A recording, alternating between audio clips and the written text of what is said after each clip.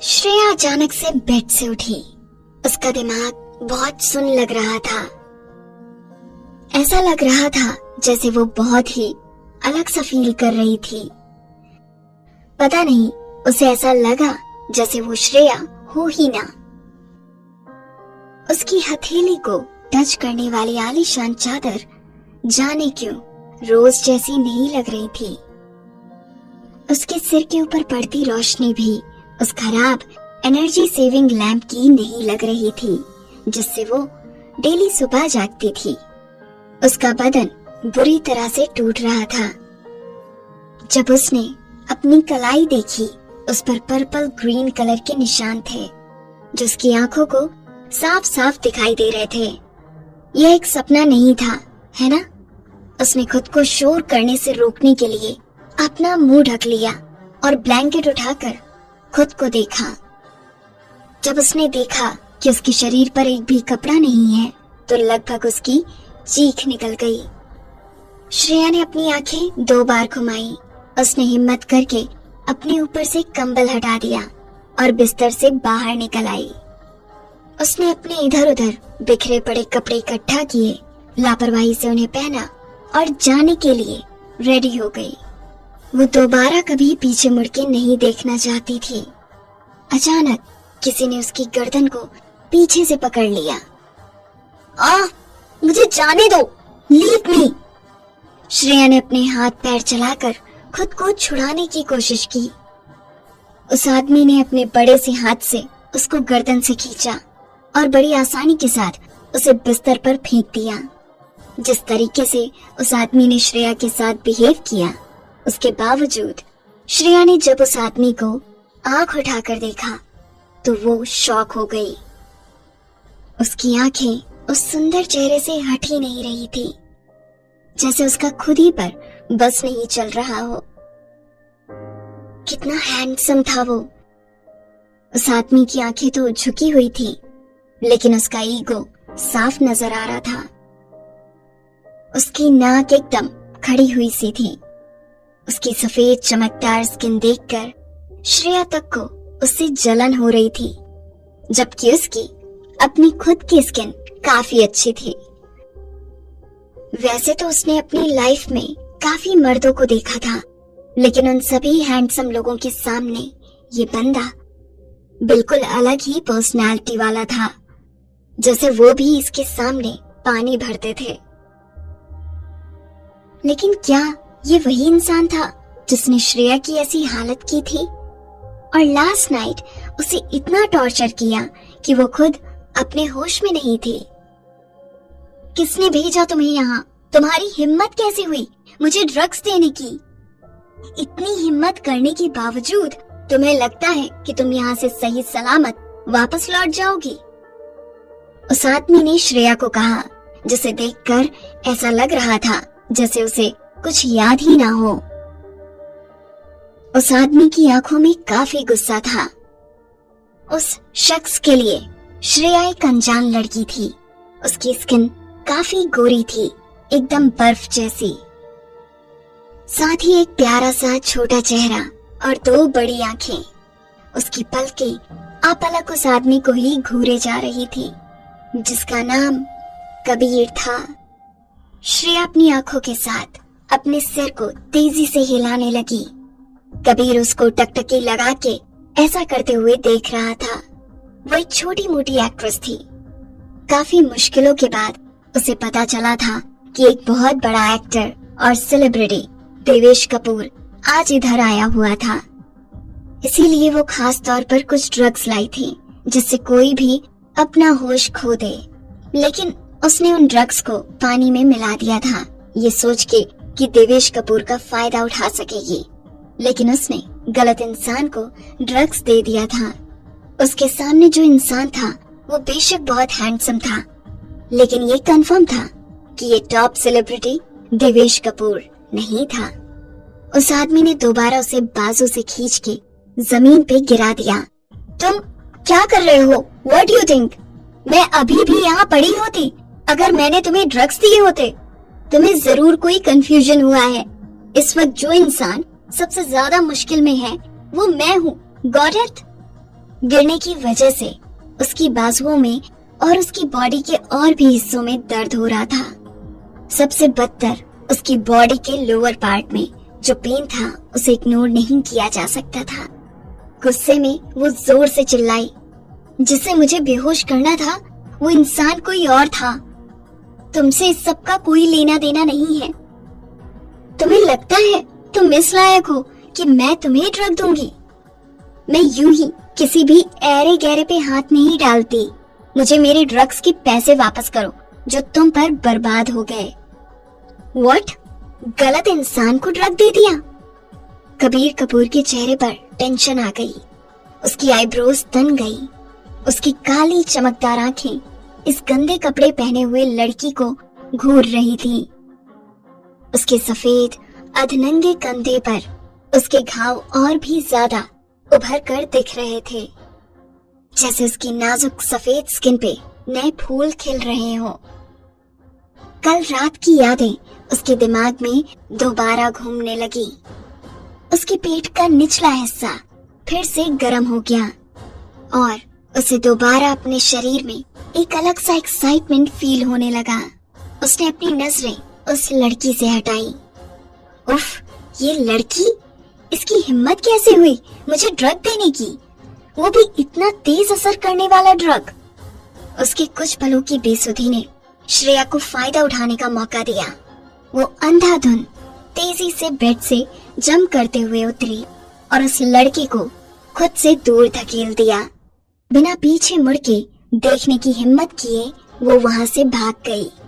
उसकी सिसकियां सुनने पर वो चिल्लाई, क्या देख रहे हो तुम? अपना काम करो, खुद को देखो। तुम!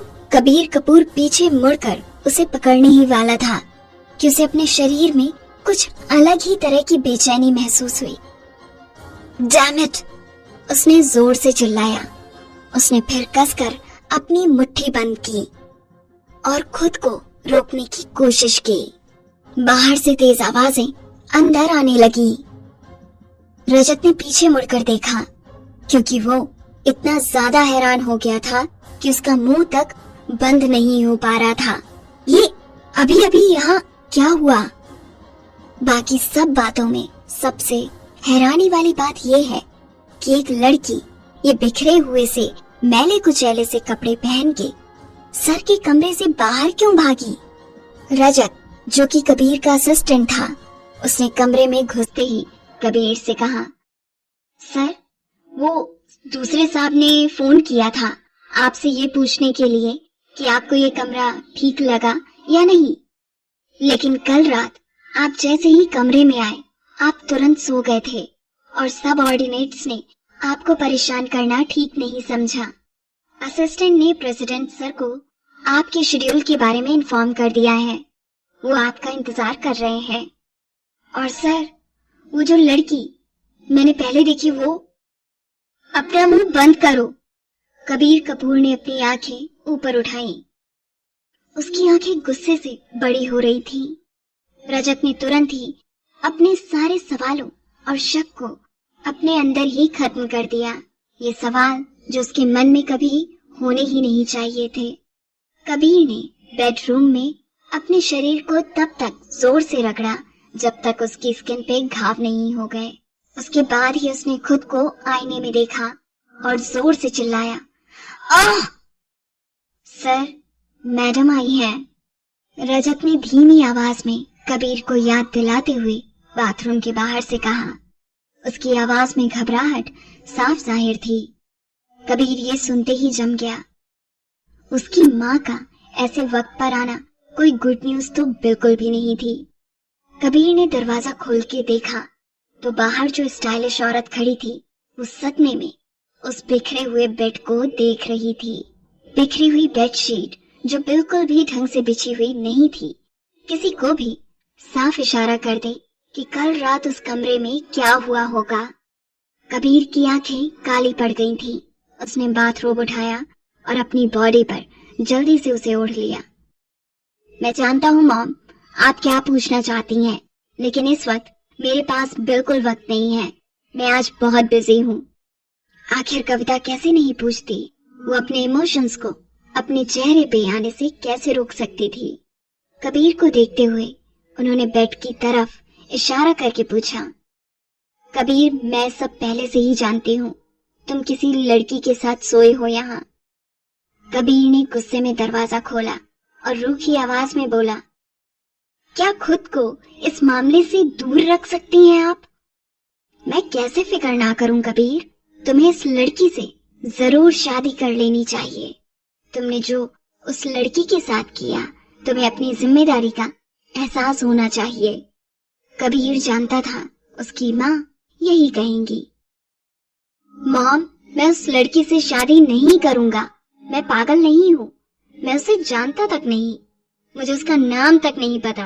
वो बस एक अजनबी थी। उसका नाम श्रेया है। वो 23 साल की है।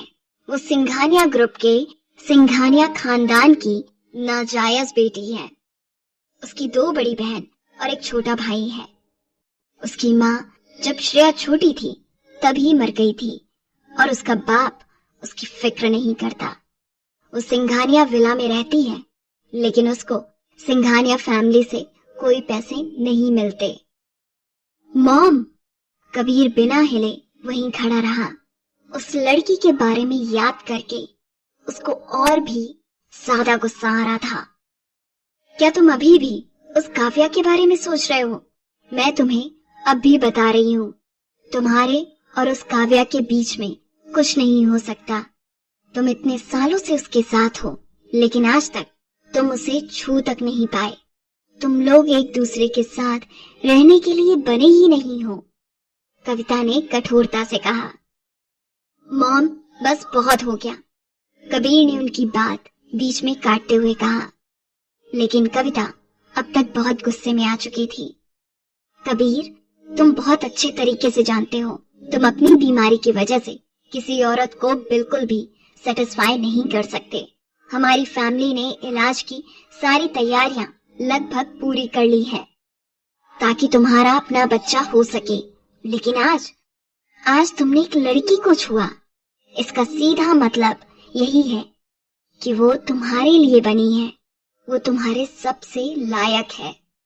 क्या कबीर के ऊपर उसकी माँ की बातों का असर हो पाता है?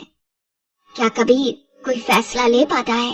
ये जानने के लिए सुनते रहिए मुझे यानी आरजे खुशी को। दोस्तों, मैं हूँ आरजे खुशी आपके साथ और आप सुन रहे हो श्रेया और कबीर की कहानी। मॉम, उसने एक ऐसा तरीका अपनाया जो पहले किसी ने नहीं किया होगा। इसका मेरी बीमारी के ठीक होने से कोई लेना देना नहीं है, कबीर ने कहा और उसकी आंखें और गहरी हो गई। कविता ने उसकी ओर देखा और बोली, तुम्हें लगता है मैंने तुम पर कभी इसकी कोशिश नहीं की थी? इसने कभी तुम पर कोई असर नहीं किया। हर बार हमें बस डॉक्टर को बुलाना पड़ता था ये सब संभालने के लिए, बार बार। लेकिन तुमने उसे छुआ। और तो और तुम्हारे सब ऑर्डिनेट्स ने मुझे बताया कि तुम बहुत सेटिस्फाइड थे उस लड़की के साथ और तुमने एक से ज्यादा बार उसके साथ संबंध बनाए पूरी रात में। कबीर ने गुस्से में अपनी बंद मुट्ठी को कांच की टेबल पर रखा और जोर से दबाते हुए बोला, हो सकता है इस बार ये कोई दूसरी ड्रग थी मॉम। आपको इस आइडिया को यही छोड़ देना चाहिए। सड़कों पे चलते हुए जब श्रेया ने अपने शरीर पर निशान देखे तो उसने गुस्से में मन ही मन कोसा उस घटिया ड्रग देने वाले को। श्रेया को उससे ड्रग खरीदते वक्त ही लगा था कि उसके साथ कुछ गड़बड़ है। उसने बस इतना कहा था कि उसे एक ऐसी ड्रग चाहिए जिससे कोई भी सो जाए। उसने इस तरीके की ड्रग तो कभी मांगी ही नहीं थी। अब देखो उस आदमी ने वो ड्रग लेने के बाद उसके साथ क्या किया। अभी भी महज उस हादसे को याद करने से ही उसके पूरे शरीर में दर्द हो रहा था। उसके नीचे के हिस्से में बेहद दर्द था जो उसे पिछली रात जो कुछ भी हुआ उसकी याद दिला रहा था। उस दरिंदे ने उसे पिछली रात कई बार सताया था, तब तक टॉर्चर किया था जब तक कि वो बेहोश नहीं हो गई और उसे और कुछ भी याद नहीं रहा। केवल एक चीज जो उसे पहले से याद थी, श्रेया अपने आप को देखो, तुम अब भी एक सेलिब्रिटी बनना चाहती हो? अपनी सौतेली माँ की बात ठीक से सुनो, यही बेहतर है। मैं तुम्हारी शादी के लिए एक अच्छा परिवार ढूंढ लूंगी। एक नाजायज बच्चा सिर्फ नाजायज बच्चा ही रहता है। तुम हमेशा दूसरे दर्जे पर ही रहोगी। श्रेया, तुम्हारी सौतेली माँ ये तुम्हारे अच्छे के लिए ही कर रही है। तुम्हारी सबसे बड़ी बहन अब एक टॉप की सेलिब्रिटी है।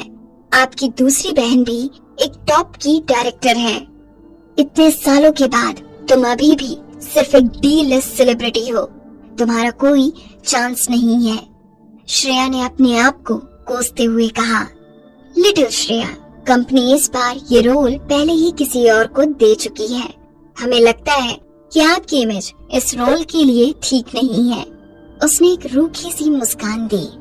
अगर उन्होंने इस तरह नीचा न दिखाया होता, इग्नोर न किया होता, तो वो ऐसी साजिश कभी न रचती।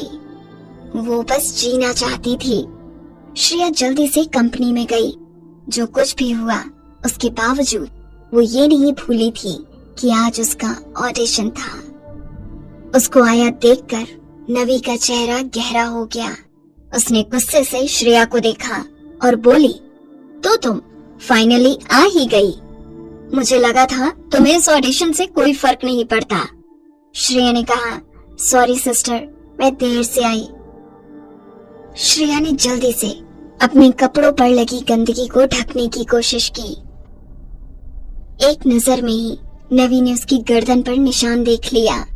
उसने अपना सिर नीचे कर लिया और श्रेया के कपड़ों को ध्यान से देखा। श्रेया को कॉलर से खींचते हुए उसने कहा, हम जल्द ही प्रोड्यूसर से मिल रहे हैं। मुझे तुम्हारे पर्सनल लाइफ की कोई परवाह नहीं है। हालांकि अगर तुम अब भी इस रोल को चाहती हो तो बेटर होगा कि अच्छे से फ्रेश हो जाओ, ताकि तुम किसी प्रोस्टिट्यूट की तरह ना दिखो। श्रेया ने अपनी तरफ देखा, तभी उसने अपने शरीर पर वो घाव देखे जिसके बाद किसी का भी शक दूर हो जाए। वो निशान साफ तौर पर देखे जा सकते थे और बहुत ही शर्मनाक थे। वो बेवकूफ इंसान, वो एक दरिंदा था। श्रेया की आंखें एकदम से शर्म से झुक गईं और उसने माफी मांगी। अपनी ड्रेस को ऊपर खींचते हुए वो वॉशरूम की तरफ भागी। मन ही मन में उसने सोचा कि ये सब उस इंसान की मिस्टेक है। उसने एक तरीके से उसकी लाइफ बर्बाद कर दी थी। जो भी उसका बचा कुचा करियर था वो भी खत्म हो गया था। अचानक से ही उसका फोन बजने लगा। उसने हैरानी से फोन उठाया।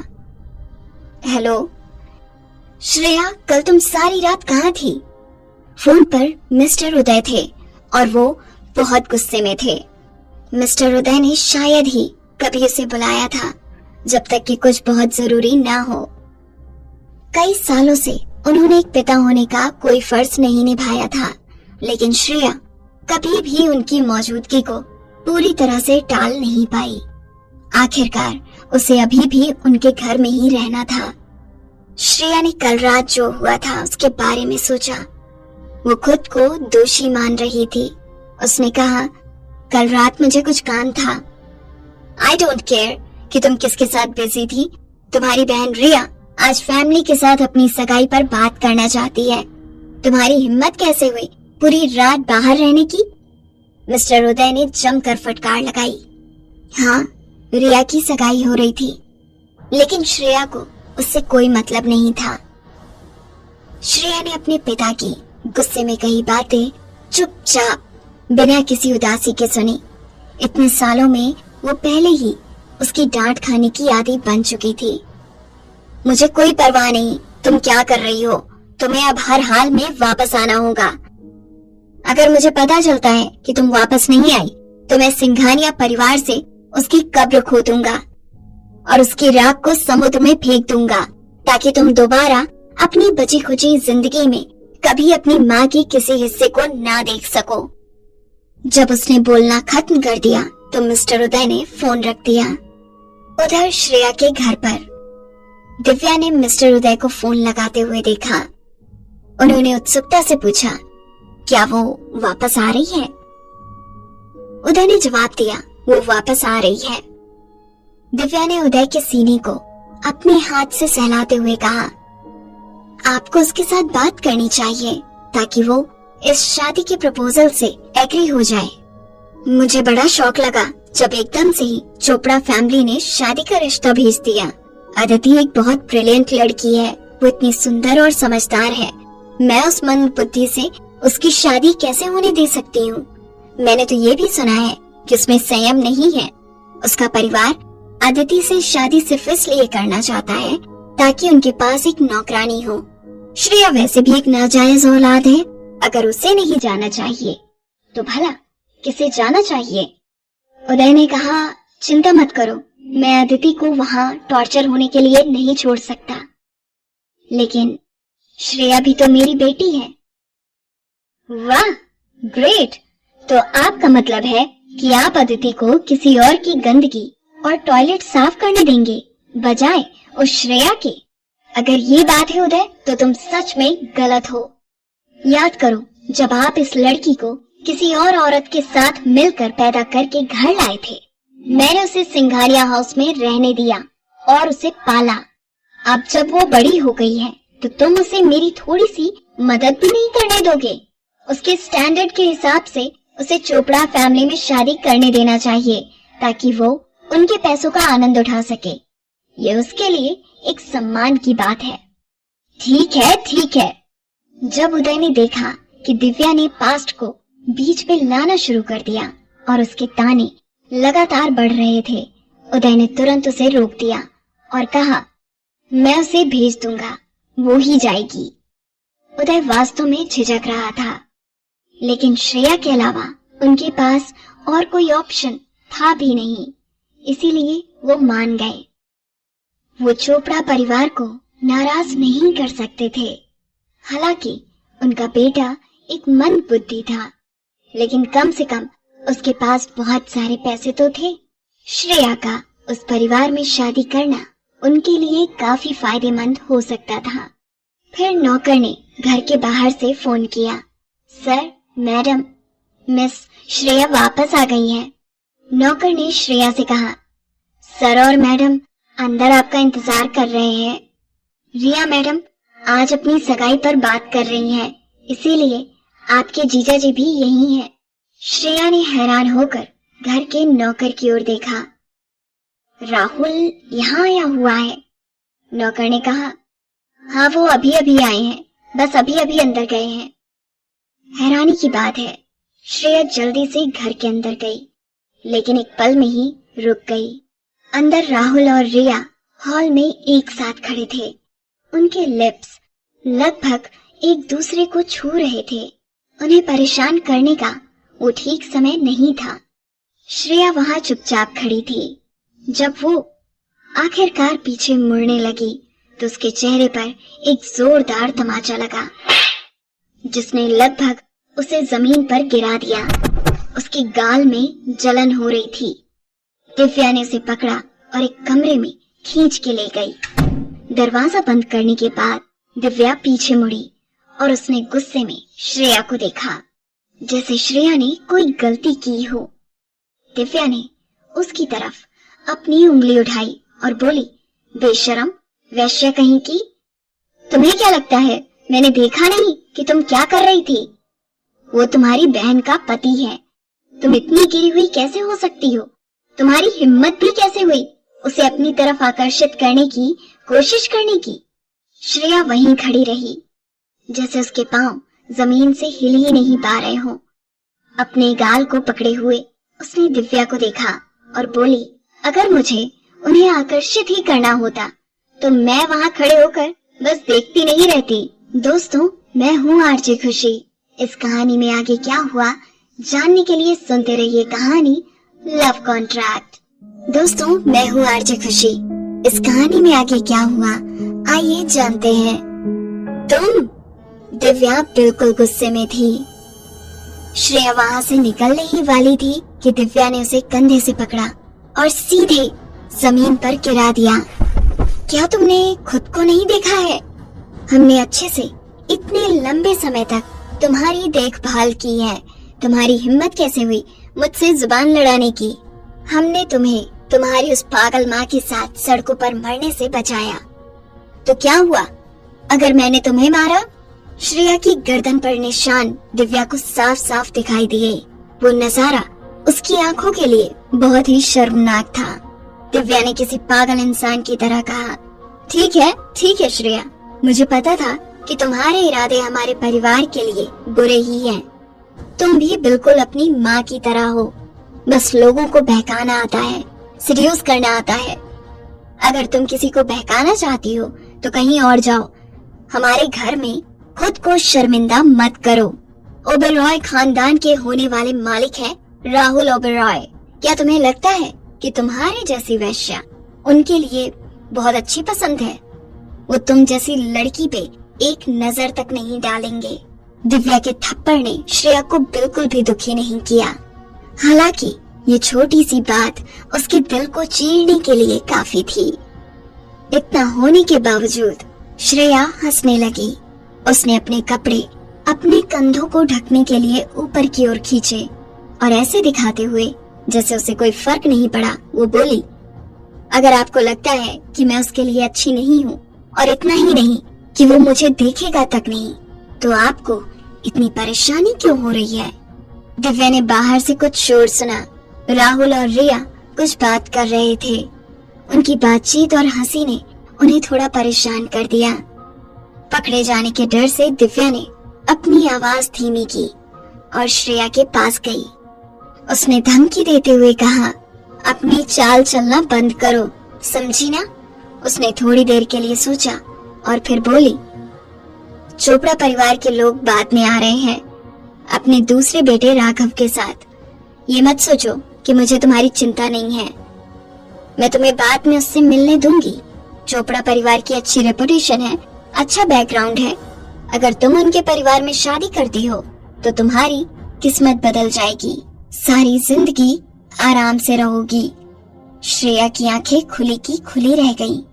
बेशक वो जानती थी कि चोपड़ा परिवार का दूसरा बेटा कौन था। तो तुम चाहते हो कि मैं उस मंदबुद्धि पागल से शादी करूं? और उन्होंने ये दावा किया कि वो उसके लिए चिंता करती हैं। श्रेया ने विरोध किया, क्या तुम नहीं करना चाहती? अगर तुम्हें इतनी ही पड़ी है तो उससे खुद शादी कर लो। मैं कठपुतली नहीं हूँ जो तुम्हारे इशारों पे नाचूं, जिसे तुम अपनी बातों में बहला फुसला लोगी। श्रेया ने झटके से दरवाजा खोल दिया।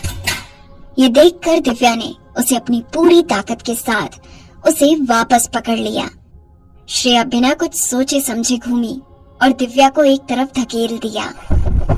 जमीन पर गिरते ही दिव्या ने गुस्से में कहा, श्रेया, अगर तुमने यहाँ से जाने की हिम्मत की तो मैं ये पूरे यकीन के साथ कह सकती हूँ कि तुम्हारे पिता तुम्हारी माँ की राख को इस घर के बाहर फेंक देंगे।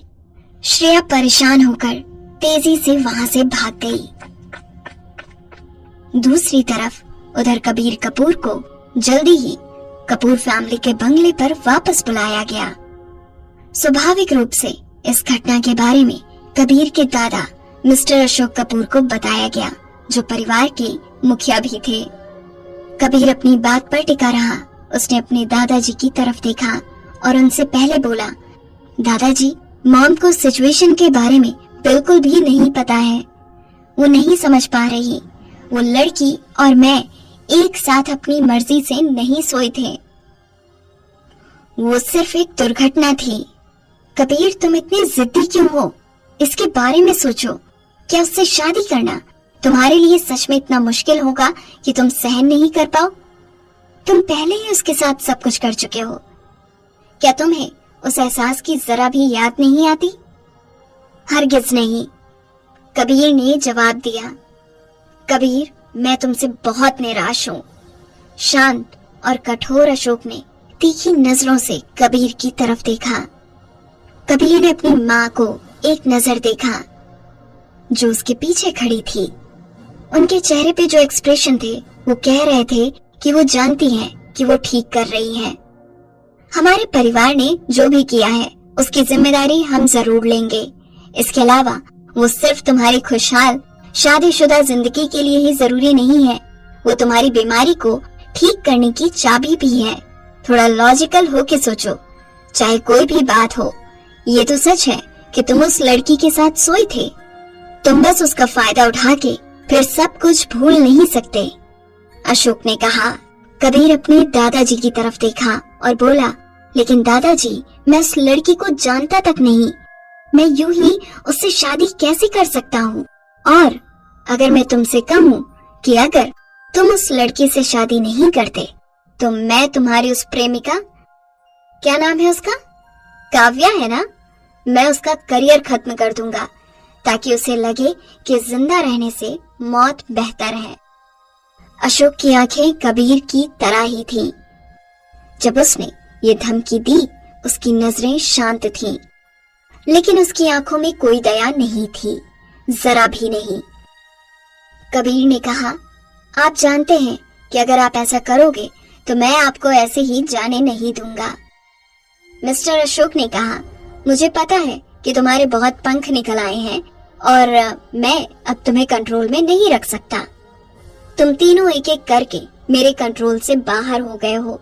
एक सीईओ बन गया है, दूसरा सेलिब्रिटी बन गया, और तुम हमेशा से मैच्योर हो, लेकिन तुम कभी बात नहीं मानते।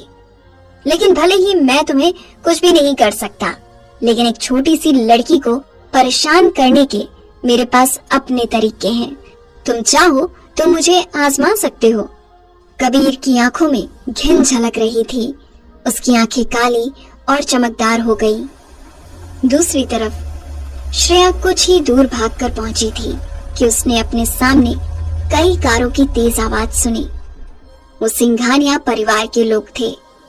श्रेया भागना चाहती थी, सब कुछ छोड़ देना चाहती थी, लेकिन ये साफ था कि उसका परिवार इस मामले को बहुत ही सीरियसली ले रहा था। लगभग सभी लोग उसको ढूंढने में लग गए और जल्दी ही उन्होंने श्रेया को चारों तरफ से घेर लिया। मैं ये सब तुम्हारे भले के लिए कर रही हूँ, फिर भी तुमने भागने की हिम्मत की। जाओ और मेरे लिए उसे पकड़कर वापस लाओ। श्रेया ने अपनी सौतेली माँ को देखा। उसने बड़ी मुश्किल से खुद को उस औरत को थप्पड़ मारने से रोका।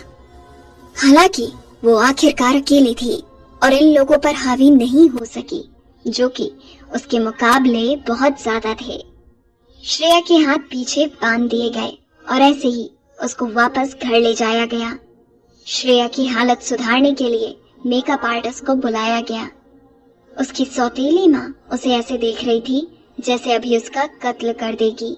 उसने बढ़िया कर से श्रेया को डांट लगाते हुए कहा, तुम्हें क्या लगा था, तुम बहुत चालाक हो, यहाँ से भागने चली थी ना।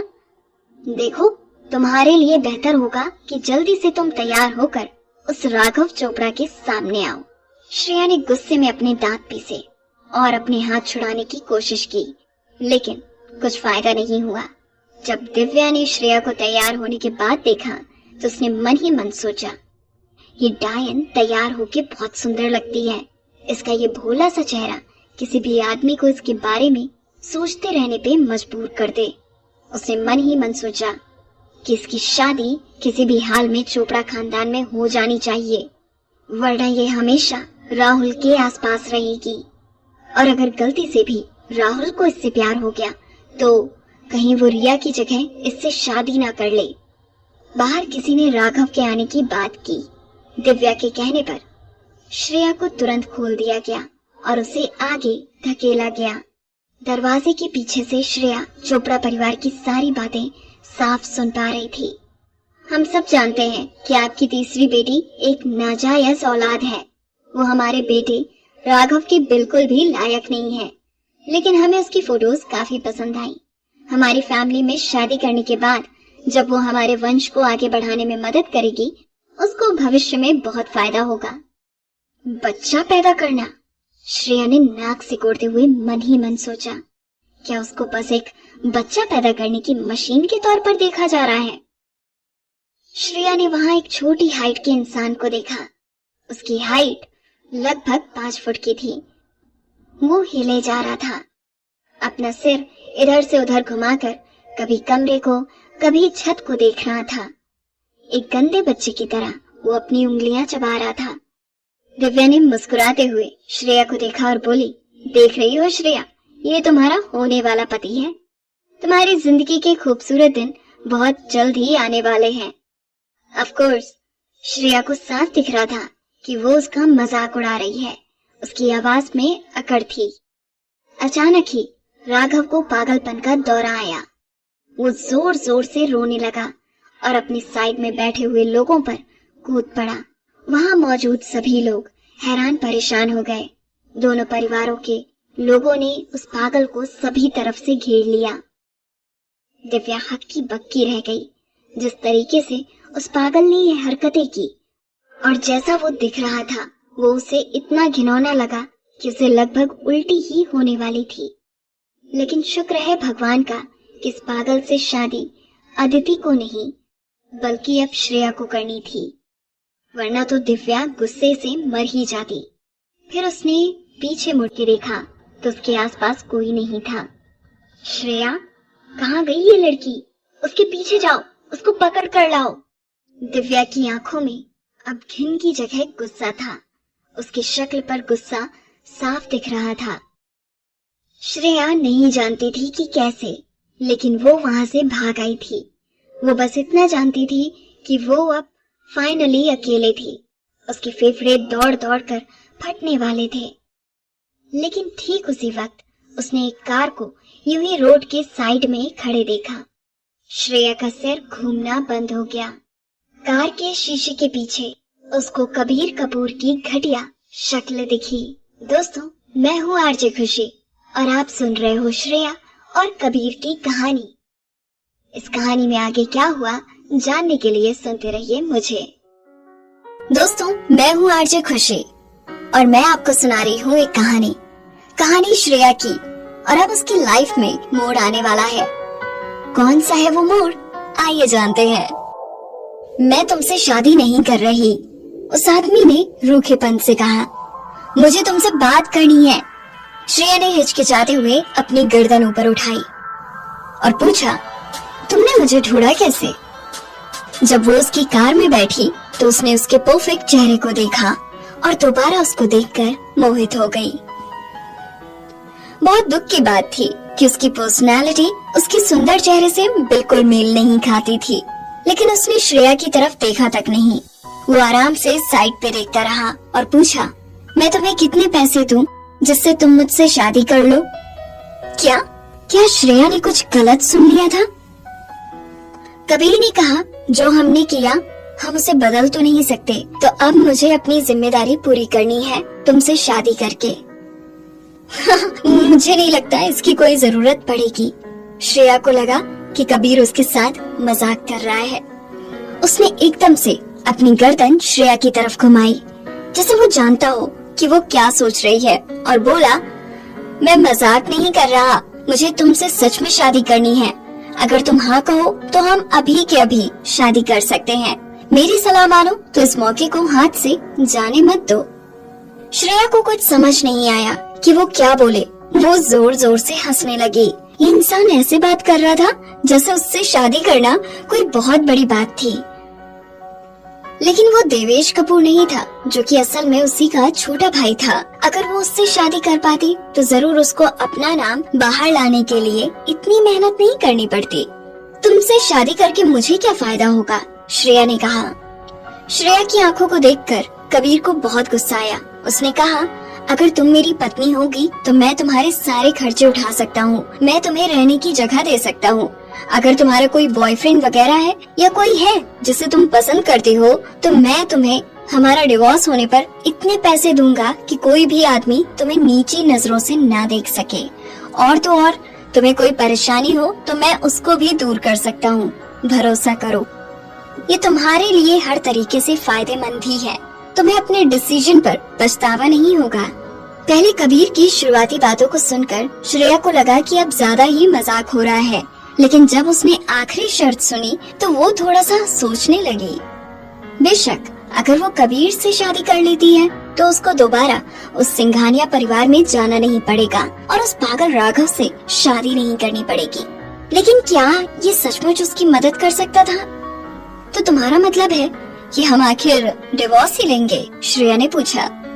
वो अभी से डिवोर्स के बारे में सोच रही थी, लेकिन वो सही थी, क्योंकि ये शादी उसके हिसाब से हो रही थी तो आने वाले वक्त में होने वाली बातों को वो इग्नोर नहीं कर सकती थी। कबीर ने हाँ में अपना सिर हिलाया। हाँ, मैं तुम्हें डिवोर्स दूंगा, लेकिन तब तक तुम्हें मेरे साथ कोऑपरेट करना होगा। मैं कोई सही बहाना ढूंढ लूंगा तुम्हें तलाक देने का, और मैं पूरी कोशिश करूंगा कि हमारी इज्जत पर कोई फर्क ना पड़े। लेकिन हाँ, मैं तुम्हें याद दिला दूं कि हम एक कॉन्ट्रैक्ट साइन करेंगे। तुम उसके अलावा और कोई फायदा नहीं ले सकती। तुम बहुत रूड हो, मुझे तुमसे और कोई फायदा नहीं चाहिए। श्रेया की पेशेंस खत्म हो गई थी। कबीर ने अपनी गाड़ी का दरवाजा खोलते हुए कहा, हमें इस शादी में किसी मैनर्स की जरूरत नहीं है। ऐसा तो है नहीं कि हमें सारी जिंदगी साथ रहना है, लेकिन क्या तुम श्योर हो कि हम पक्का शादी कर रहे हैं? तुम जानते हो कि हम बस मिले ही हैं, एक दूसरे को बिल्कुल भी नहीं जानते समझते। श्रेया अभी भी कुछ समझ नहीं पा रही थी। उसे अभी भी भरोसा नहीं हो रहा था। कबीर ने उसे घूरते हुए कहा, और क्या जानना बाकी है एक दूसरे के बारे में? मैं तुम्हारे शरीर के हर हिस्से, हर कोने के बारे में सब कुछ जानता हूँ। तुम? श्रेया गुस्से में लाल हो गई उस रात के बारे में सोचने भर से। वो सिर्फ मेरे अकेले की गलती नहीं थी, मैं पहले भी तुम्हें समझा चुकी हूँ। आखिर थी तो वो एक लड़की ही। उसने गुस्से में कबीर को घूरा, लेकिन उसके चेहरे के भाव नहीं बदले। उसका चेहरा वैसा का वैसा था, जिससे श्रेया को और भी ज्यादा गुस्सा आ रहा था। कबीर ने मुड़कर देखा और बोला, ठीक है, मैं दोबारा ये सब बीच में नहीं लाऊंगा। और हाँ, मैं ये भी जानता हूँ कि शादी कोई छोटी बात नहीं है।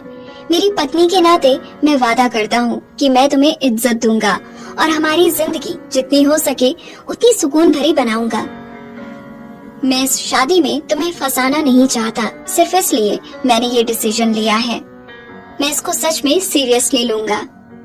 कबीर के फेस पर एक तरह की शांति थी, कुछ बहुत ही अच्छा था। शायद यही वो बात थी जिसकी वजह से श्रेया को लगा कि उससे शादी करना इतना बुरा आइडिया भी नहीं है। उसने बिना कुछ बोले हाँ में सिर हिलाया। कबीर ने चैन की सांस ली। उसने ड्राइवर को गाड़ी स्टार्ट करने का इशारा दिया। शादी की रस्में बहुत जल्दी निपट गई। बिना प्यार किए शादी करना बस एक कॉन्ट्रैक्ट पे साइन करने जैसा था। बाहर ड्राइवर गाड़ी से उतर कर आया और अपना सिर झुकाए हुए उसने बहुत खुश होकर कहा, मैम प्लीज आइए। और उसने कार का दरवाजा खोला। श्रेया ने सर हिलाया। उसे अभी भी मैडम सुनने की आदत नहीं थी। उसके दूसरी तरफ वो इंसान जिसके चेहरे पर शुरुआत से अब तक कोई एक्सप्रेशन नहीं था, उसके पास से हटकर गाड़ी के पास जाकर खड़ा हो गया। बेशक उसका पति बहुत सुंदर था। वो अपनी लंबी नाक और गहरी शांत आंखों से किसी को भी अट्रैक्ट कर सकता था। उसके चेहरे पे बालों के नीचे से उसकी क्लियर स्किन दिख रही थी। उसकी लीन बॉडी की अपनी एक अलग ही बात थी। कबीर पीछे मुड़ा। श्रेया को देखते हुए उसने बिना किसी एक्सप्रेशन के कहा, मैंने पहले ही अपने परिवार को बोल दिया है कि प्रॉपर शादी नहीं होगी। ये बहुत अच्छा रहा। ये एक सीक्रेट शादी ही होनी चाहिए। मैं भी नहीं चाहती कि ज्यादा लोगों को इसके बारे में पता चले, श्रेया ने कहा। ये सुनकर कबीर ने हल्का सा मजाक उड़ाते हुए कहा, आखिरकार जो तरीका तुमने अपनाया था वो गलत था। अगर किसी को भी पता चलता है तो तुम्हें ही शर्मिंदगी होगी। हे कबीर, मैंने कहा ना वो बस एक हादसा था। श्रेया के शांत चेहरे के भाव बदलने लगे। जब भी उस हादसे का जिक्र होता तो श्रेया को बहुत बुरा लगता था कि उसकी लापरवाही की वजह से ये सब हो रहा है। असल में तो दोनों की ही गलती थी। उस अकेले को ब्लेम नहीं किया जा सकता था। कबीर ने गहरी सांस ली। वो जानता था कि उसने वादा किया था कि वो दोबारा इस सब का जिक्र नहीं करेगा। उसने फिर से वही बात कर दी थी। सॉरी, कबीर ने कहा। श्रेया का शर्म से लाल चेहरा देख के उसने आगे कहा, मुझे माफ कर दो।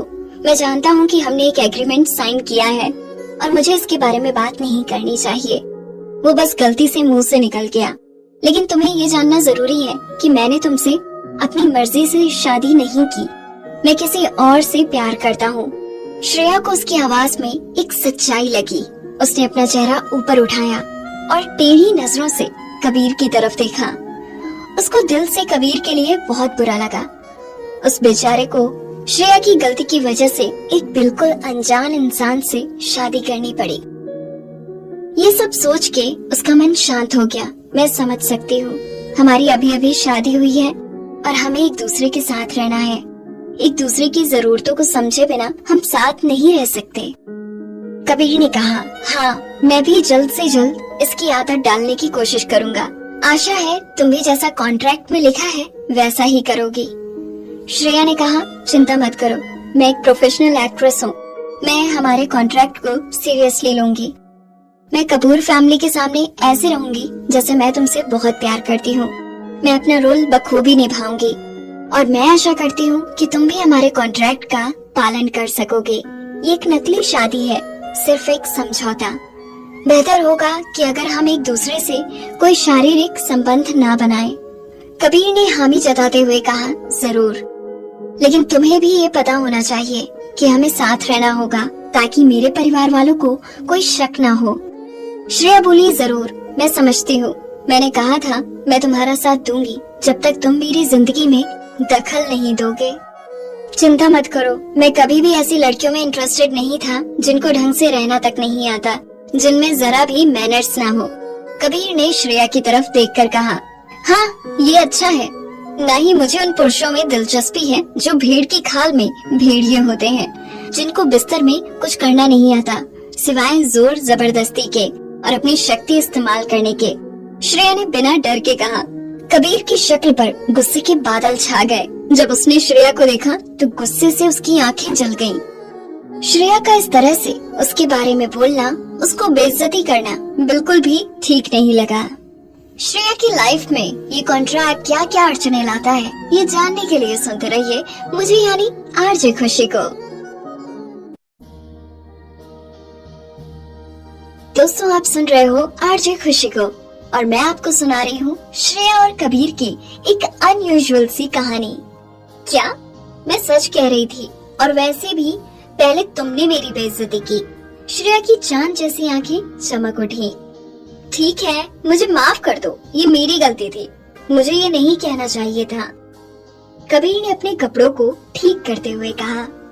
श्रेया ने सिर हिलाया। ठीक है, मैं तुम्हें माफ करती हूँ। वैसे भी मैं तुम्हें फिर से नहीं छूऊंगी, इसीलिए अब मैं तुम्हारी स्किल्स के बारे में कुछ नहीं कहूँगी। कबीर का चेहरा और भी लाल पड़ गया। एक और ऐसी वैसी बात करने से खुद को रोकते हुए उसने कहा, जब हमें साथ में रहना है तो हमें एक नॉर्मल शादीशुदा जोड़े की तरह एक बेडरूम शेयर करना पड़ेगा ताकि किसी को कुछ पता न चले।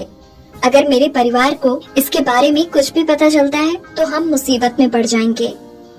मैं तुम्हारी आजादी का सम्मान करूंगा, तुम दोस्त बन सकती हो और मैं तुम्हारी प्राइवेसी में भी दखल नहीं दूंगा।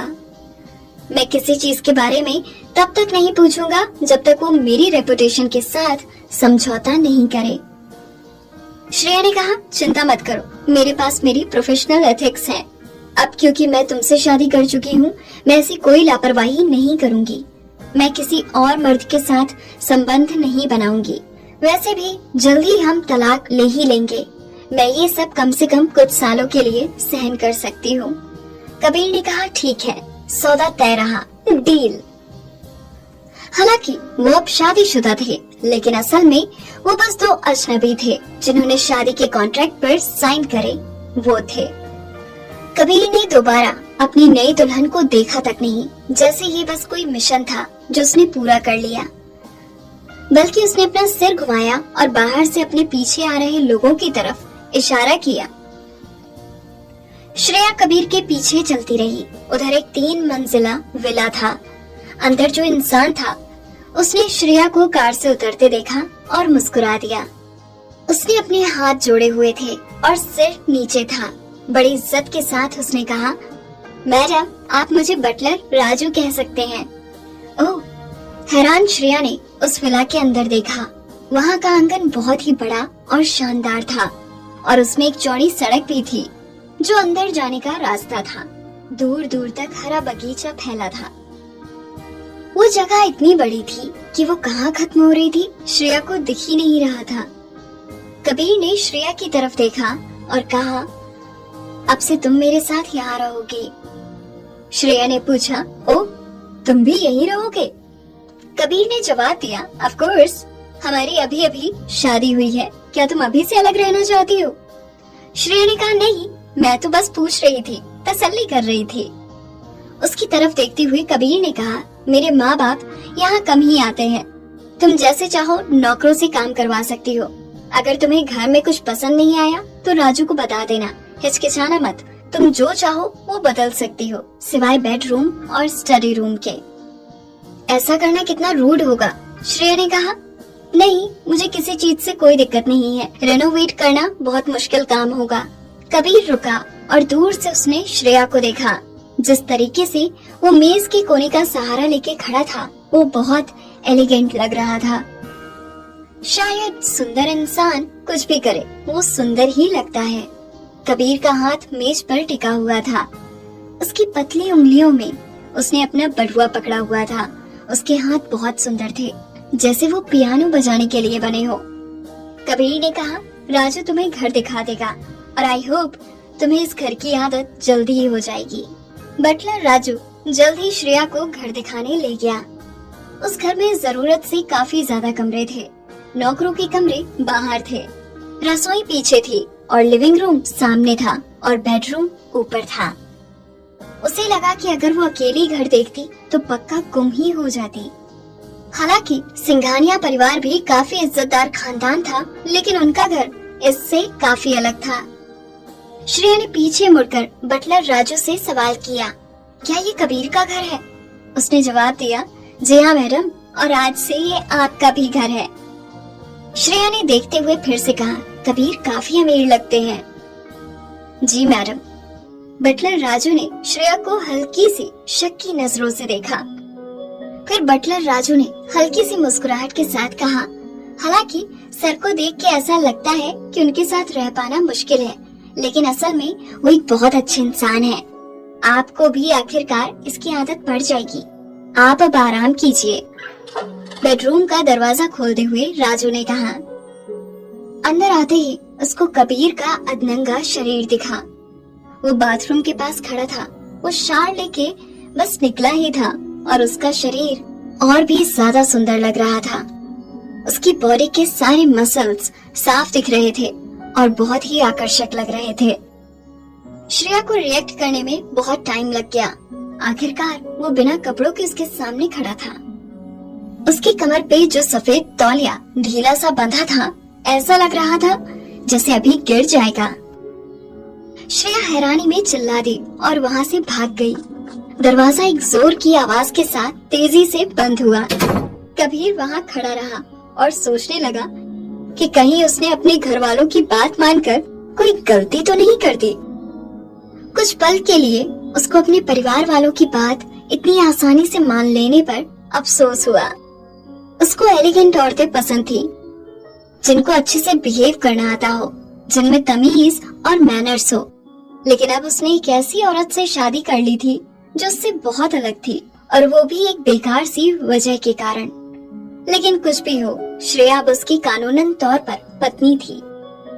श्रेया अपना हाथ अपने सीने पर रखकर दरवाजे के पास ही खड़ी थी। वो अब भी अपने तेजी से धड़कते हुए दिल को महसूस कर पा रही थी। उसको पहले का नजारा याद आ गया। वो इंसान सच में बहुत ज्यादा आकर्षक था।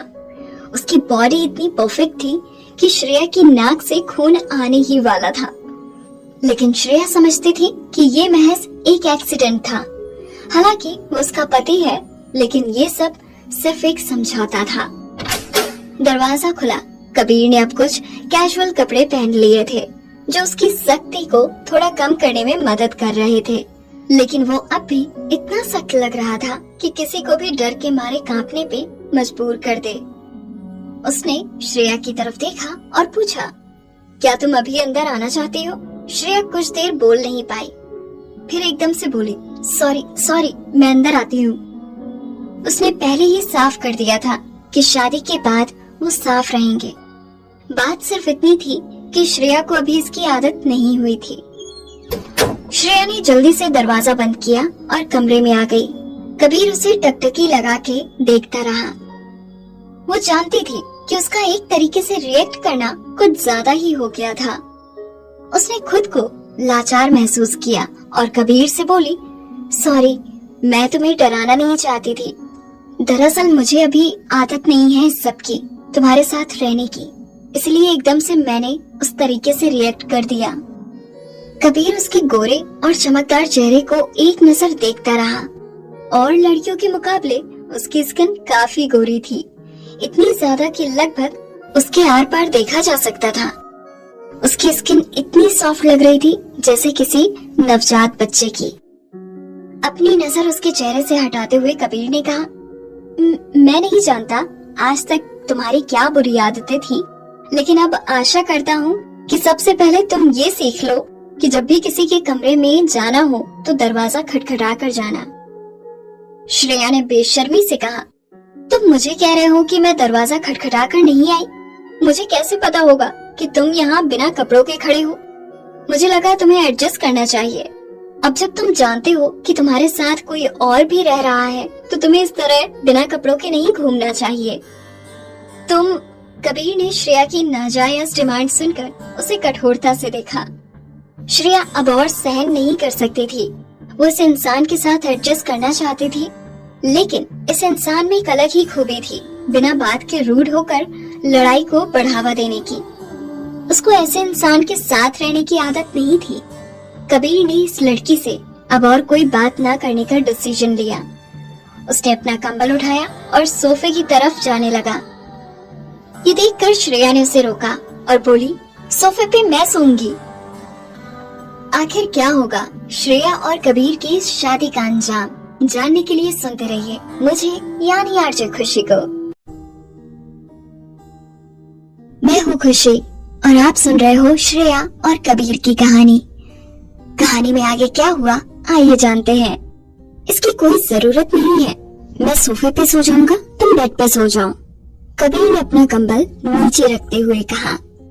वो जेंटलमैन की तरह बर्ताव कर रहा था और श्रेया का मना करना सही भी था। श्रेया तो कहीं भी सो जाती, लेकिन कबीर जैसा इंसान जिसे इतने बड़े घर में रहने की आदत है, उसके लिए ऐसी दिक्कत में रहना मुश्किल था। सुनो, सच में मैं सोफे पे सो जाऊंगी, मुझे इसकी आदत है। मैं घर पे भी ऐसे ही सो जाती थी। तुम्हारी हाइट के हिसाब से भी तुम्हें इस सोफे पे सोने में दिक्कत होगी, श्रेया ने कहा। वो उसके साथ ही खड़ी थी, उसको बाजू से पकड़ के साइड करने के लिए, लेकिन इससे पहले कि वो उसे छू पाती, कबीर ने उसे अपने हाथ से रोका और झटक दिया। श्रेया सीधी जमीन पर जा गिरी और उसने कबीर को देखा। कबीर ने उसके अच्छे इरादों को खत्म कर दिया। वो उसको बिस्तर पर सोने देना चाहती थी ताकि दोनों में थोड़ी अंडरस्टैंडिंग बने, लेकिन कबीर को तो उसके जरा से हाथ लगाने से भी एतराज था। श्रेया का गुस्सा धीरे धीरे बढ़ने लगा। वो उठी और कबीर पर चिल्लाने लगी, तुम्हारा दिमाग खराब है क्या? मैं तो तुम्हारे लिए सोफे पे सोने की बात कर रही हूँ और तुमने ये क्या किया? इसका क्या मतलब है? कबीर ने अपनी भौहें उठाई, सर को नीचे किया और जिस हाथ से उसने श्रेया को छुआ था उसको झाड़कर साफ किया। उसने शांति से श्रेया की तरफ देखा और बड़े आराम से कहा, एक चीज तुम साफ साफ सुन लो, ये सब जो भी हो रहा है ये तुम्हारी वजह से हो रहा है। तुम कह रही हो कि तुम्हें मुझ पे दया आ रही थी, तुम्हें नहीं लगता इस सब के लिए अब काफी देर हो गई है? माना कि मैंने तुम्हें ड्रग दिया था, लेकिन फिर भी मैंने तुम्हें धक्का देने को तो मजबूर नहीं किया। तुम मुझे साइड में भी तो कर सकते थे, लेकिन तुमने मुझे धक्का देके नीचे गिरा दिया। यहाँ पे मुझे तकलीफ हुई है। ये सब कहते हुए उसको और भी डर लग रहा था, लेकिन वो बोलने से पीछे नहीं हटी। ऐसे गंदे तरीके से बर्ताव करने में कबीर की गलती थी। जब कबीर को समझ आया कि श्रेया ने क्या कहा तो उसको ये यकीन नहीं हुआ कि एक औरत इस तरीके से कैसे बात कर सकती है। उसको और भी ज्यादा गुस्सा आ रहा था। उसने अपनी उंगली से दरवाजे की तरफ इशारा किया और कहा, बाहर निकलो। श्रेया वहां जम गई। उसको समझ नहीं आ रहा था कि क्या सोच के उसने इस तरीके से कबीर से बहस करी। वो जितना उसे नीचे दिखाता जा रहा था उतना ही श्रेया का गुस्सा बढ़ता जा रहा था। उसको घूरते घूरते ही वो अचानक से उस पर कूद पड़ी। उधर एक चूहा है, मुझे चूहों से बहुत डर लगता है। क्योंकि कबीर को श्रेया पसंद नहीं थी तो श्रेया ने ठान लिया कि अब वो उसको और भी ज्यादा परेशान करेगी। मैं इसको छोड़ूंगी ही नहीं। कबीर को कुछ हो रहा था। जब उसका खुशबूदार और मुलायम शरीर उसमें लिपटा हुआ था तो कबीर के शरीर में कंपन सी हुई। उसने श्रेया को नीचे उतारने की कोशिश की। छोड़ो मुझे। कबीर ने अपनी बाजू पीछे ले जाकर उसे खुद से दूर करने की कोशिश की, लेकिन उसका शरीर उसके इतने करीब था कि उसके अंदर आग सी लग गई। उसका शरीर जम गया। हालांकि श्रेया भी अच्छी खासी लंबी थी, लेकिन कबीर के सामने नहीं। उसका शरीर बिल्कुल सिल्क के जैसा नरम और पानी के जैसा ढल जाने वाला था। कबीर को श्रेया के नाजुक होने का एहसास हुआ। श्रेया ने कबीर को बाजुओं से पकड़ा हुआ था। बेशक उसके हाथ छूने में ठंडे थे, पर थे बहुत आरामदायक। लेकिन इस वक्त तक कबीर की बॉडी श्रेया के छूने से काफी गर्म हो चुकी थी। अरे नहीं, ड्रग्स का असर तो बहुत पहले ही खत्म हो जाना चाहिए था, कबीर ने मन ही मन सोचा। लेकिन उसका शरीर साफ तौर पर सॉफ्ट तरीके से रिएक्ट कर रहा था। मैं नहीं छोड़ूंगी, उधर एक चूहा है, मुझे चूहों से डर लगता है। वो उससे लिपटी रही और मरते दम तक भी उसे छोड़ेगी नहीं। श्रेया ने एकदम से कबीर के हाथ को अपनी कमर पर आते हुए महसूस किया। उसने श्रेया को पीछे की तरफ खींचा और उसको नीचे फेंक दिया। श्रेया ने कबीर को भी अपने साथ ही नीचे खींच लिया। अब वो दोनों जमीन पर पड़े थे। जब तक कबीर ने अपना होश संभाला, उसके सामने श्रेया के गुलाबी मुलायम होंठ थे। उसको उसके सफेद मोती जैसे दांत भी दिख रहे थे। उसे ऐसा लग रहा था जैसे उसका गला सूख रहा हो और ये उसके लिए कोई इनविटेशन हो। हैरान होकर कबीर ने जाने अनजाने में उस नाजुक से शरीर को खुद से दूर धकेल दिया जो उसके ऊपर आ गिरा था। श्रेया को बहुत दर्द हुआ, खासकर उसकी छाती के सबसे नाजुक हिस्से में, जहां कबीर ने उसे धकेला था। उसको इतना ज्यादा दर्द हो रहा था जैसे वो बस अभी फट जाएगी। कबीर रिलैक्स होने ही लगा था कि उसने श्रेया को अपनी छाती पकड़े हुए जमीन पर बैठे देखा। उसके गालों पर आंसुओं की बूंदें फिसल रही थी। श्रेया के कांपते हुए कंधों को देखकर उसके दिल में कुछ हुआ। उसने वापस अपने होश संभाले और खुद को डांटने लगा। उसने जो किया वो बहुत गलत था। वो आखिर बस एक 20 साल की लड़की ही तो थी जिसको जबरदस्ती एक बिना प्यार की शादी में रहना पड़ रहा है। आखिर गलती तो दोनों की ही थी ना, तो सारा इल्जाम सिर्फ उस पे डालना सही नहीं था। उसके आंसू देखकर कबीर को बहुत बुरा लगा, लेकिन उसको कभी किसी को अच्छा महसूस कराना आया ही नहीं। वो बस वहाँ खड़ा रहा। सॉरी, मुझे माफ कर दो, इस बार तुम्हारी कोई गलती नहीं थी। मैं बहुत इमोशनल हो गया था। असल में मैं भी तुम्हारी तरह ही हूँ। मुझे भी अपने आसपास किसी औरत के इस तरह रहने की आदत नहीं है। मैंने तुम्हें धक्का इसलिए नहीं दिया कि मैं तुमसे नफरत करता हूँ या कुछ। दरअसल मुझे एक बीमारी है जिसके चलते मैं किसी भी औरत को छू नहीं सकता। श्रेया को ऐसी एक्सप्लेनेशन की उम्मीद नहीं थी। उसने हैरान और कंफ्यूज्ड होकर अपनी आंसुओं से भरी आंखें ऊपर उठाई। कबीर ने सोचा क्योंकि अब उन्हें साथ रहना है तो उसे श्रेया को अपनी बीमारी के बारे में बता देना चाहिए। एक गहरी सांस छोड़ते हुए उसने कहा, मुझे आदमियों से कोई दिक्कत नहीं होती, लेकिन सभी औरतों के पास मुझे अजीब लगता है। और सिर्फ इतना नहीं है कि मैं बस उन्हें छू नहीं सकता, यहाँ तक कि मेरी बॉडी पर रैशेस हो जाते हैं, उल्टी होने लगती है और मेरा खून उल्टा बहने लगता है। इसलिए मैं तुमसे दूर रह रहा था। श्रेया को कुछ समझ नहीं आ रहा था। हैरान होकर उसने पूछा, ऐसी बीमारी सच में होती है या ये कोई मानसिक बीमारी है? कबीर वहीं बैठा था, उसकी कमर एकदम सीधी हमेशा की तरह। वो देखने से तो बिल्कुल ठीक ठाक लग रहा था। उसकी आंखें कुएं में ठहरे पानी की तरह शांत लग रही थी। उसको अब तक इस सब की आदत हो चुकी थी। आखिर वो 30 सालों में अनगिनत डॉक्टरों से इस बीमारी के सिलसिले में मिल चुका था, लेकिन ये बात बाहर किसी को भी नहीं पता थी। वो देखने में थोड़ा थका हुआ लग रहा था।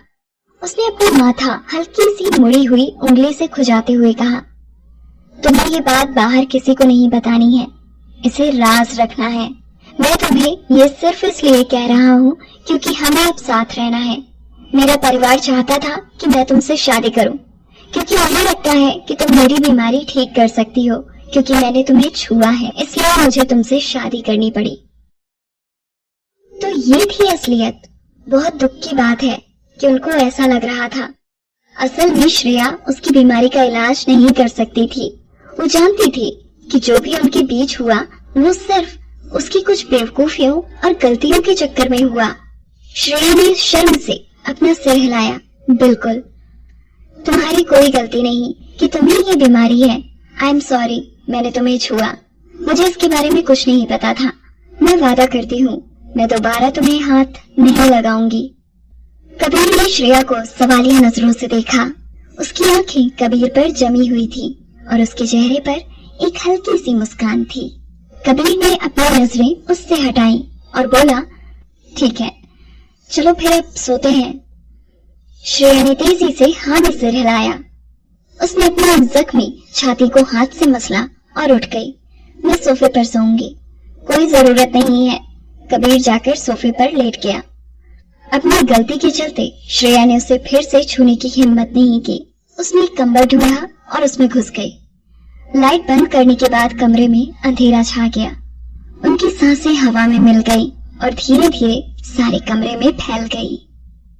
इस कहानी में आगे क्या हुआ जानने के लिए सुनते रहिए मुझे यानी आरजे खुशी को। मैं हूँ आरजे खुशी और आप सुन रहे हो श्रेया और कबीर की कहानी। अगले दिन सुबह श्रेया ने एक अनजान जगह में आंखें खोली। उसको ये याद करने में थोड़ा वक्त लगा कि अब उसकी शादी हो चुकी है, लेकिन उसका पति कहीं दिखाई नहीं दिया। वो बेड से नीचे उतरी। सोफे से सब कुछ वापस अपनी जगह जा चुका था, लेकिन जो इंसान उस सोफे पे कल रात सोया था वो कहीं नजर नहीं आया।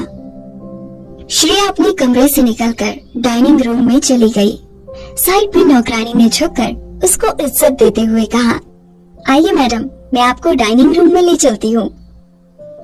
जैसे ही श्रेया वहाँ पहुँची, उसने कबीर के शरीर को सूरज की किरणों में चमकते हुए देखा। वो हल्के कदमों से चल रही थी। कबीर का चेहरा हमेशा की तरह इमोशनलेस। उसके चेहरे के एक्सप्रेशन से ही कमरे का तापमान कुछ डिग्री गिर गया था। उसका तसल्ली में बनाया हुआ शरीर सूट में और भी ज्यादा सुंदर लग रहा था। बिना कपड़ों के उसके शरीर के सारे मसल्स साफ दिखाई देते थे और कपड़ों के साथ भी वो काफी आकर्षक लगता था। उसके चेहरे को देखकर किसी भी औरत के मुंह से आह निकल जाए। कबीर की नजर जब श्रेया पर पड़ी तो श्रेया की आंखें बड़ी हो गई, सिर्फ उसके एक नजर देखने भर से। Good morning, good morning, Shreya ने आगे बढ़ के कहा, लेकिन कबीर ने बस एक बार अपनी आईब्रोज उठाकर बिना कुछ कहे एक नजर उसको देखा। जो कपड़े श्रेया ने घर पर पहने थे वो नौकरानियों ने उसके लिए बनाए थे। उनमें उसका फिगर और भी ज्यादा खिलके नजर आ रहा था। कबीर चुपचाप नीचे देखता रहा। अपनी पतली उंगलियों से उसने मेज पर रखा कॉफी मग उठाया। उसके बाद उसने दोबारा ऊपर नहीं देखा। ये बहुत रूड था। श्रेया के होठ ये सब सोचकर थोड़े गोल हो गए। वो चुपचाप बैठ गई। पूरा टाइम दोनों ने थोड़ी सी भी बातचीत नहीं की। जब दोनों वहाँ से चले गए तो बाद में नौकरानी ने श्रेया का मुरझाया हुआ चेहरा देखकर उसको कहा, मैडम, सर बुरे इंसान नहीं है। सुबह सुबह कभी कभी उनका मूड खराब रहता है, खासकर अगर उनको रात में अच्छे से नींद ना आई हो तो। श्रेया ने पूछा, मतलब कल रात ये अच्छे से सोई नहीं? नौकरानी ने जवाब दिया, जी, कल बीच रात में सर उठे और स्टडी रूम में सोने चले गए, इसीलिए वो अच्छे से सो नहीं पाए। श्रेया का मुंह हैरानी से हल्का सा खुला रह गया। उसको बोलने के लिए शब्द नहीं मिल रहे थे। इसके बारे में सोचने के बाद उसे रियलाइज हुआ कि कबीर ने ये शादी मजबूरी में की थी। जाहिर सी बात है कि उसको कंफर्टेबल नहीं लगा होगा, खास तौर पर जब वो किसी और लड़की से प्यार करता है। उसको भला कैसे किसी और औरत के साथ एक ही कमरे में सोना अच्छा लग सकता है। श्रेया ने मन ही मन सोचा, बेचारा कबीर, उसके पास वो सब कुछ है जिसके लिए लोग तरसते हैं, लेकिन उसे एक ऐसी अजीब सी बीमारी के साथ जीना पड़ रहा है। उस बेचारे को अपने प्यार को खोना पड़ा सिर्फ इसलिए क्योंकि श्रेया ने अपनी नासमझी में जो ड्रग्स किसी और को देने थे उसे दे दिए। उसको एकदम से बहुत बुरा लगने लगा कि उसकी वजह से तो प्यार करने वालों को अलग होना पड़ा। श्रेया कंपनी जाने की तैयारी करने लगी। बाहर जाते हुए रास्ते में उसने कुछ लोगों को शोर करते हुए चलते देखा। जब उसने ध्यान से देखा तो उसको देखा कि उन लोगों में से सबसे आगे कबीर चल रहा था।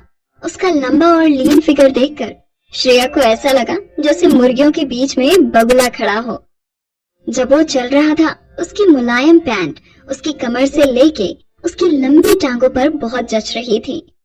वो बहुत क्लासी लग रहा था, वो बहुत रौबदार लग रहा था और उसकी कड़क फिगर में बेरुखी झलक रही थी। एक अथॉरिटी का आराम बड़ी आसानी से महसूस किया जा सकता था। वो बड़े आराम से दरवाजों से निकला जैसे कि वो जाने को तैयार हो। श्रेया जल्दी से उसके पीछे गई। मेरे लिए रुको, रुको मेरे लिए रुको, रुको मेरे लिए। कबीर का कठोर एक्सप्रेशन श्रेया की आवाज को सुनकर बदल गया। उसकी भौहें इकट्ठा हो गईं। उसने मुड़कर देखा तो श्रेया ने एक बहुत ही सुंदर सी ड्रेस पहनी थी जिससे उसकी कमर उभर कर दिख रही थी। वो पागलों की तरह तेजी से उसकी तरफ दौड़ी चली आ रही थी। कबीर का माथा ठनका। उसके लहराते हुए काले बाल उसके गोरे चेहरे को और भी ज्यादा निखार रहे थे। वो एकदम सफेद बर्फ जैसी लग रही थी। कबीर ने लंबी सांस भरी और उससे अपनी नजरें फिर दोबारा चलने लगा। मुझे अपने साथ ले जाओ कबीर, मुझे कंपनी जाना है। मैं किसी को बोलकर तुम्हें वहां भिजवा दूंगा, कबीर ने कहा। श्रेया ने जल्दी से कहा, ओ तुम मुझे बस स्टैंड तक छोड़ सकते हो, मुझे एक गाड़ी देने की जरूरत नहीं, बिना मतलब पैसे बर्बाद होंगे। कबीर गुस्से में बोला, कपूर खानदान इतना भी गरीब नहीं है कि उनके घर की बहू को बसों के धक्के खा के पैसे बचाने की जरूरत पड़े। वो श्रेया को देखता रहा और थोड़ी देर कुछ सोचने के बाद बोला, अंदर आओ। ये सुनते ही श्रेया खुश हो गई और जल्दी से कार में घुस गई। जल्दी जल्दी में उसने कबीर को ठोकर मार दी। कबीर की कार बहुत बड़ी थी। ये वो कार नहीं थी जिससे ये लोग कल आए थे। कार की सीटें लेदर से बनी थी और अंदर एक भीनी सी खुशबू सी कार महक रही थी। कबीर ने श्रेया के जूतों के निशान देखे और गुस्से से पूछा, तुम्हारे जूते इतने गंदे क्यों हैं? श्रेया ने नीचे झुककर अपने पैरों के निशान देखे। शर्म से वो हंसने लगी और बोली, मेरे पास जूते नहीं हैं। कबीर के फेस के हाव भाव ना बदलते हुए देखकर उसने कहा, तुम्हें इतना बुरा किस बात का लग रहा है? मैंने ये कोई जानबूझकर थोड़े ही करा है। मेरे पास बस एक ही जूतों की जोड़ी है। कबीर ने श्रेया की तरफ देखा। उसने उसके कपड़ों को ध्यान से देखा। उसके कपड़े गंदे थे। उसने पिछले दिन वाले ही कपड़े पहने थे और वो ढंग से तैयार भी नहीं हुई थी। उसने कहा, पहले मैं तुम्हें कुछ कपड़े खरीदने के लिए ले चलता हूँ। ये सुनकर श्रेया ने कहा, मेरे कपड़े ठीक हैं। वो दरअसल मैं और कपड़े साथ नहीं लाई। जब भी मौका मिलेगा वापस जाने का, मैं अपने कपड़े और बाकी चीजें ले आऊंगी। लेकिन कबीर पहले ही ड्राइवर को निर्देश दे चुका था, एक ऐसी जगह ले चलो जहाँ से हम मैडम के लिए कपड़े ले सके। ड्राइवर ने सुनते ही यू टर्न ले लिया। श्रेया को शर्मिंदगी महसूस हुई। सच में इसकी कोई जरूरत नहीं है, तुम्हें बिना मतलब तकलीफ होगी। कबीर ने दोबारा श्रेया के कपड़ों की तरफ देखा। वो नहीं जानता था कि उसने ये ड्रेस कहाँ से ली थी, लेकिन उसे देख के साफ पता चल रहा था कि वो ड्रेस बहुत बार धुल चुकी है और पुरानी हो गई है। वो शायद ये ड्रेस बहुत बार पहन चुकी है। तुम्हारे कपड़े बहुत गंदे हैं श्रेया, मुझे इनको देखने भर से दिक्कत हो रही है। अच्छा, क्योंकि उसे दिक्कत हो रही है तो वो जो चाहे वो खरीद सकता है। ये सोचकर कि कबीर उसके लिए अच्छा ही सोच रहा है, उसने कहा, इसको पैसे बचाना कहते हैं, तुम्हें क्या पता? तुम्हें गंदे में रहना पैसे बचाना लगता होगा, लेकिन ये मेरी आदत नहीं है। उसकी आंखें हमेशा की तरह रूखी थी। श्रेया ने कहा, जरूर, अमीर होना बहुत अच्छी बात है। तुम तो हर रोज अपने कपड़े बदल सकते हो। मेरे पास इतने पैसे नहीं है, तो मैं अपना हर कपड़ा लंबे समय तक पहनती हूँ। तुम्हें क्या लगता है कि मैंने ये ड्रेस कितनी बार पहनी होगी? ये 700 रुपए की ड्रेस है। जाहिर सी बात है, मैं इसको तब तक नहीं फेंकूंगी जब तक ये फट न जाए। कबीर ने श्रेया की तरफ देखा और कहा, सिंघानिया परिवार इतना गरीब तो नहीं होना चाहिए। श्रेया कबीर को देखते हुए मुस्कुराई और बोली, तो तुमने बहुत अच्छे से छानबीन की है मेरे बारे में। जाहिर सी बात है, तुम्हें क्या लगा कि मैं यूं ही बिना छानबीन करे किसी से भी शादी कर लूंगा? श्रेया ने अपनी ड्रेस की बाजुओं को ठीक किया। लेकिन तुम्हें ये पता नहीं चला कि मैं सिंघानिया खानदान की नाजायज बेटी हूँ। मेरे बाप ने कभी मुझे सिंघानिया खानदान का हिस्सा नहीं समझा। जब मैं बच्ची थी तो मैं नैनी के साथ रहती थी। जब उन्होंने देखा कि मैं बड़ी हो गई हूँ और मेरी कोई वैल्यू मिल सकती है तो उन्होंने मुझे रहने के लिए अलग कमरा दे दिया। जब मैं छोटी थी तो मुझे हमेशा मेरी बहनों के पुराने कपड़े ही पहनने को दिए जाते थे, चाहे वो कपड़े कितनी ही बार पहने जा चुके हो, चाहे फट ही क्यों न गए हो, वो फिर भी अच्छे थे। मैं हमेशा नैनी से कहकर उन कपड़ों को ठीक करवा कर पहना करती थी। कबीर को ये सुनकर बड़ी हैरानी हुई। जैसे उसने श्रेया की तरफ देखा, उसकी आंखें शांत हो रही थी। जल्दी ही वो दोनों एक ब्रांडेड शोरूम के बाहर पहुंच गए। जैसे ही उन्होंने अंदर कदम रखा, कबीर ने सेल्समैन को कहा, इनकी साइज में आपके पास जितने भी कपड़े हैं सब दे दो। उसकी बातों में सख्ती देखकर सेल्समैन की आंखें चमक उठी। वो जल्दी से श्रेया को शोरूम के अंदर ले गया। श्रेया हक्की बक्की रह गई। वो जिंदगी में पहली बार ऐसे अमीरों की तरह शॉपिंग कर रही थी। श्रेया की लाइफ में आया हुआ बदलाव उसे अच्छा लग रहा था। इसके आगे की कहानी जानने के लिए सुनते रहिए आरजे खुशी को। मैं हूँ आरजे खुशी और आप सुन रहे हो श्रेया की कहानी। आइए जानते हैं श्रेया की लाइफ में आगे क्या हुआ। श्रेया ने अपनी पुरानी ड्रेस बदलकर एक सुंदर सी स्कर्ट पहन ली। वो ड्रेस उस पर बहुत अच्छी लग रही थी।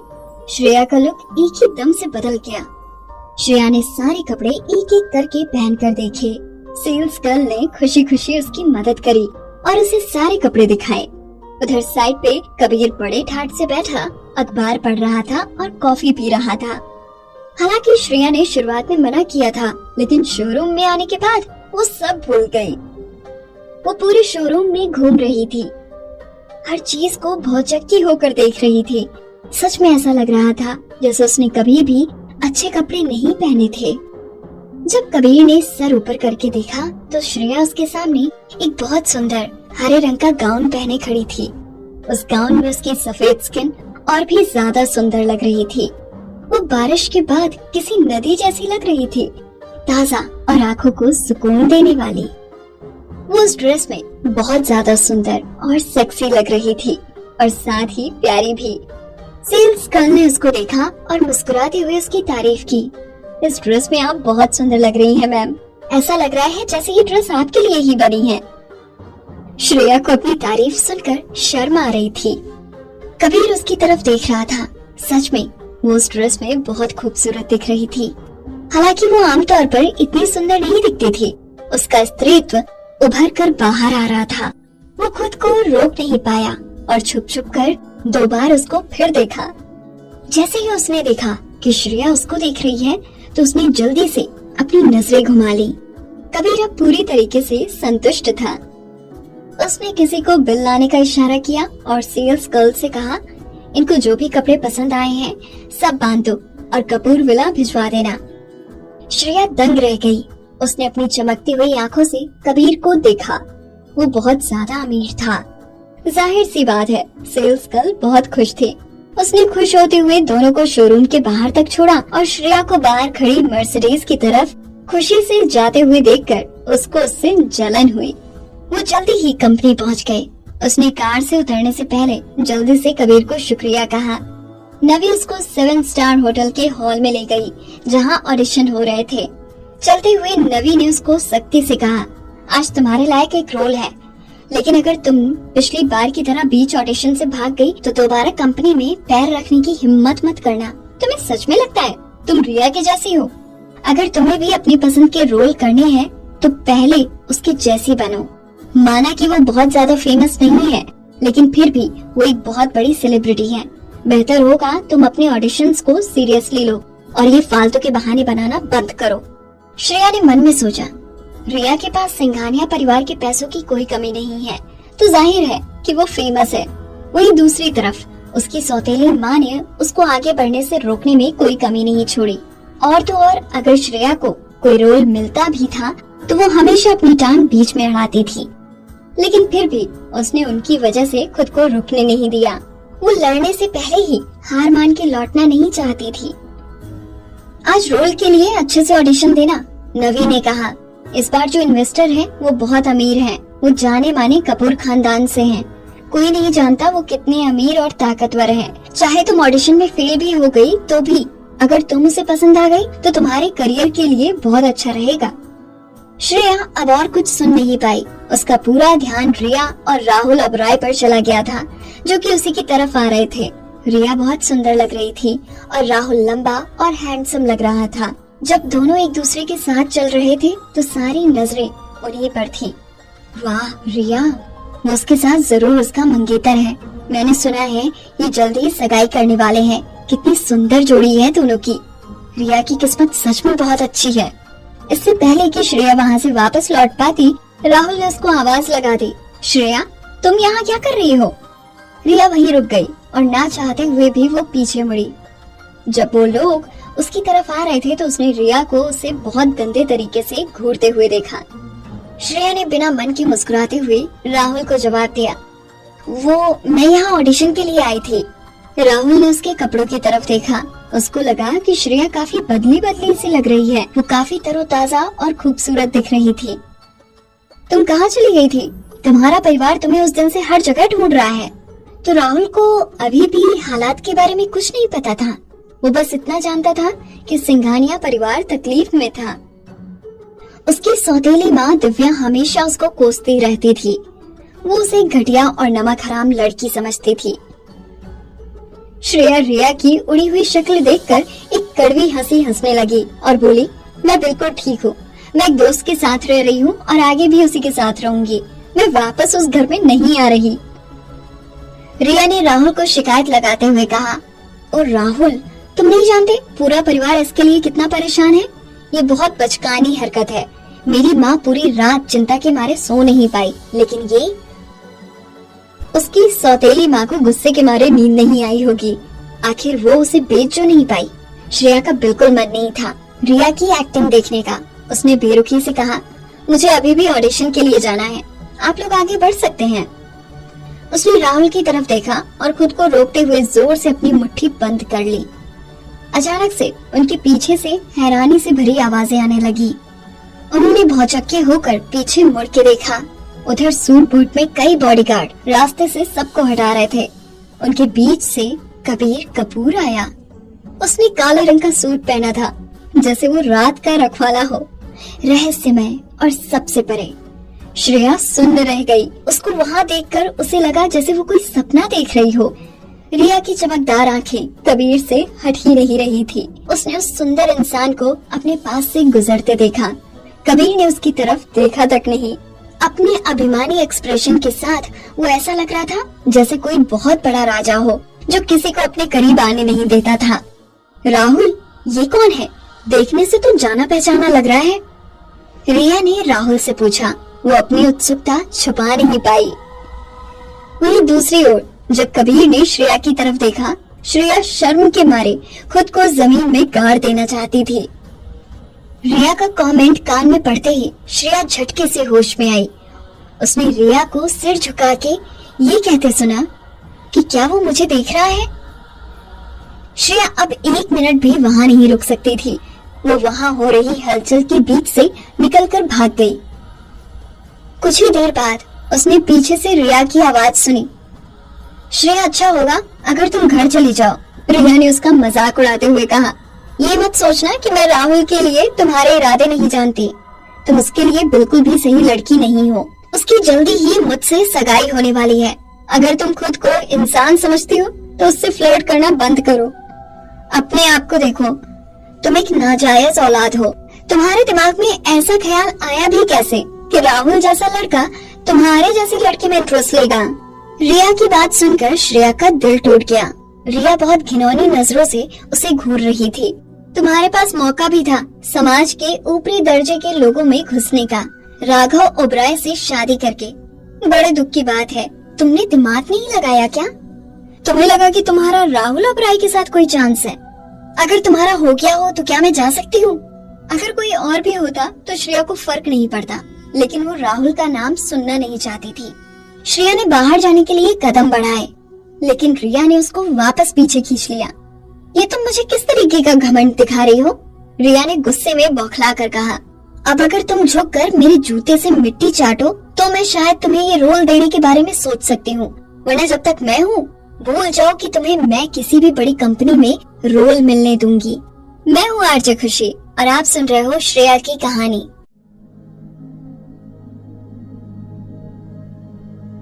दोस्तों, मैं हूँ खुशी और आप सुन रहे हो श्रेया की कहानी। श्रेया को रिया की बात सुनकर बड़ा अचंभा हुआ। उसने कहा, तुम्हें क्या लगता है तुम कौन हो? समझती क्या हो खुद को तुम? रिया श्रेया को याद दिलाने के लिए थप्पड़ मारने ही वाली थी, लेकिन अचानक से उसके सुंदर चेहरे के भाव बदल गए। एक ही दम से वो बड़े प्यार से बोली, जो भी हो तुम्हें जल्दी घर लौट आना चाहिए। आखिर मैं तुम्हारी बड़ी बहन हूँ, मुझे तुम्हारी फिक्र है। श्रेया ने हैरानी से उसके बदलते हुए भाव देखे। वो कुछ समझ नहीं पा रही थी। उसने पीछे मुड़कर देखा। उसको पता ही नहीं चला कबीर कब उसके पीछे आकर खड़ा हो गया था। एकदम से रिया ने पीछे खड़े इंसान को बड़े आकर्षण के साथ देखा और उसकी आंखें चमक उठी। कबीर का सुंदर चेहरा देखकर उसने एकदम से खुद को ठीक ठाक करना शुरू कर दिया। उसने नई नई सर्जरी कराई थी और वो उस वक्त काफी सुंदर भी लग रही थी। उसको पहले लगा था कि राहुल ओबेरॉय परफेक्ट है, वो बहुत सुंदर है और बेहद अमीर भी, लेकिन कबीर के सामने राहुल को खुद भी अपने कम होने पर शर्म आने लग जाए। उसका ऑरा सबसे अलग था और साफ तौर पर जाहिर था कि वो बाकी मर्दों से बहुत अलग था। रिया उसकी तरफ बहुत आकर्षित हो रही थी और अपना आपा खोने ही वाली थी, लेकिन कबीर ने उसको बस एक नजर देखा और फिर उसने अपनी नजरें श्रेया के सहमे हुए चेहरे पर टिका दी। वो डर के मारे सफेद पड़ गई थी। उसका चेहरा सुबह जैसा था वैसा नहीं लग रहा था। उसकी लंबी पलकें तेजी से फड़फड़ा रही थी। वो ऐसे लग रही थी जैसे किसी पालतू पपी को किसी ने अभी अभी छोड़ दिया हो। क्या तुम्हारी तबीयत ठीक नहीं है? कबीर ने चेहरे पे बिना किसी एक्सप्रेशन के श्रेया को पूछा। श्रेया कांप रही थी। उसने बड़ी मुश्किल से अपना सर ऊपर उठाया, बोली, नहीं मैं ठीक हूँ, मेरे साथ चलो।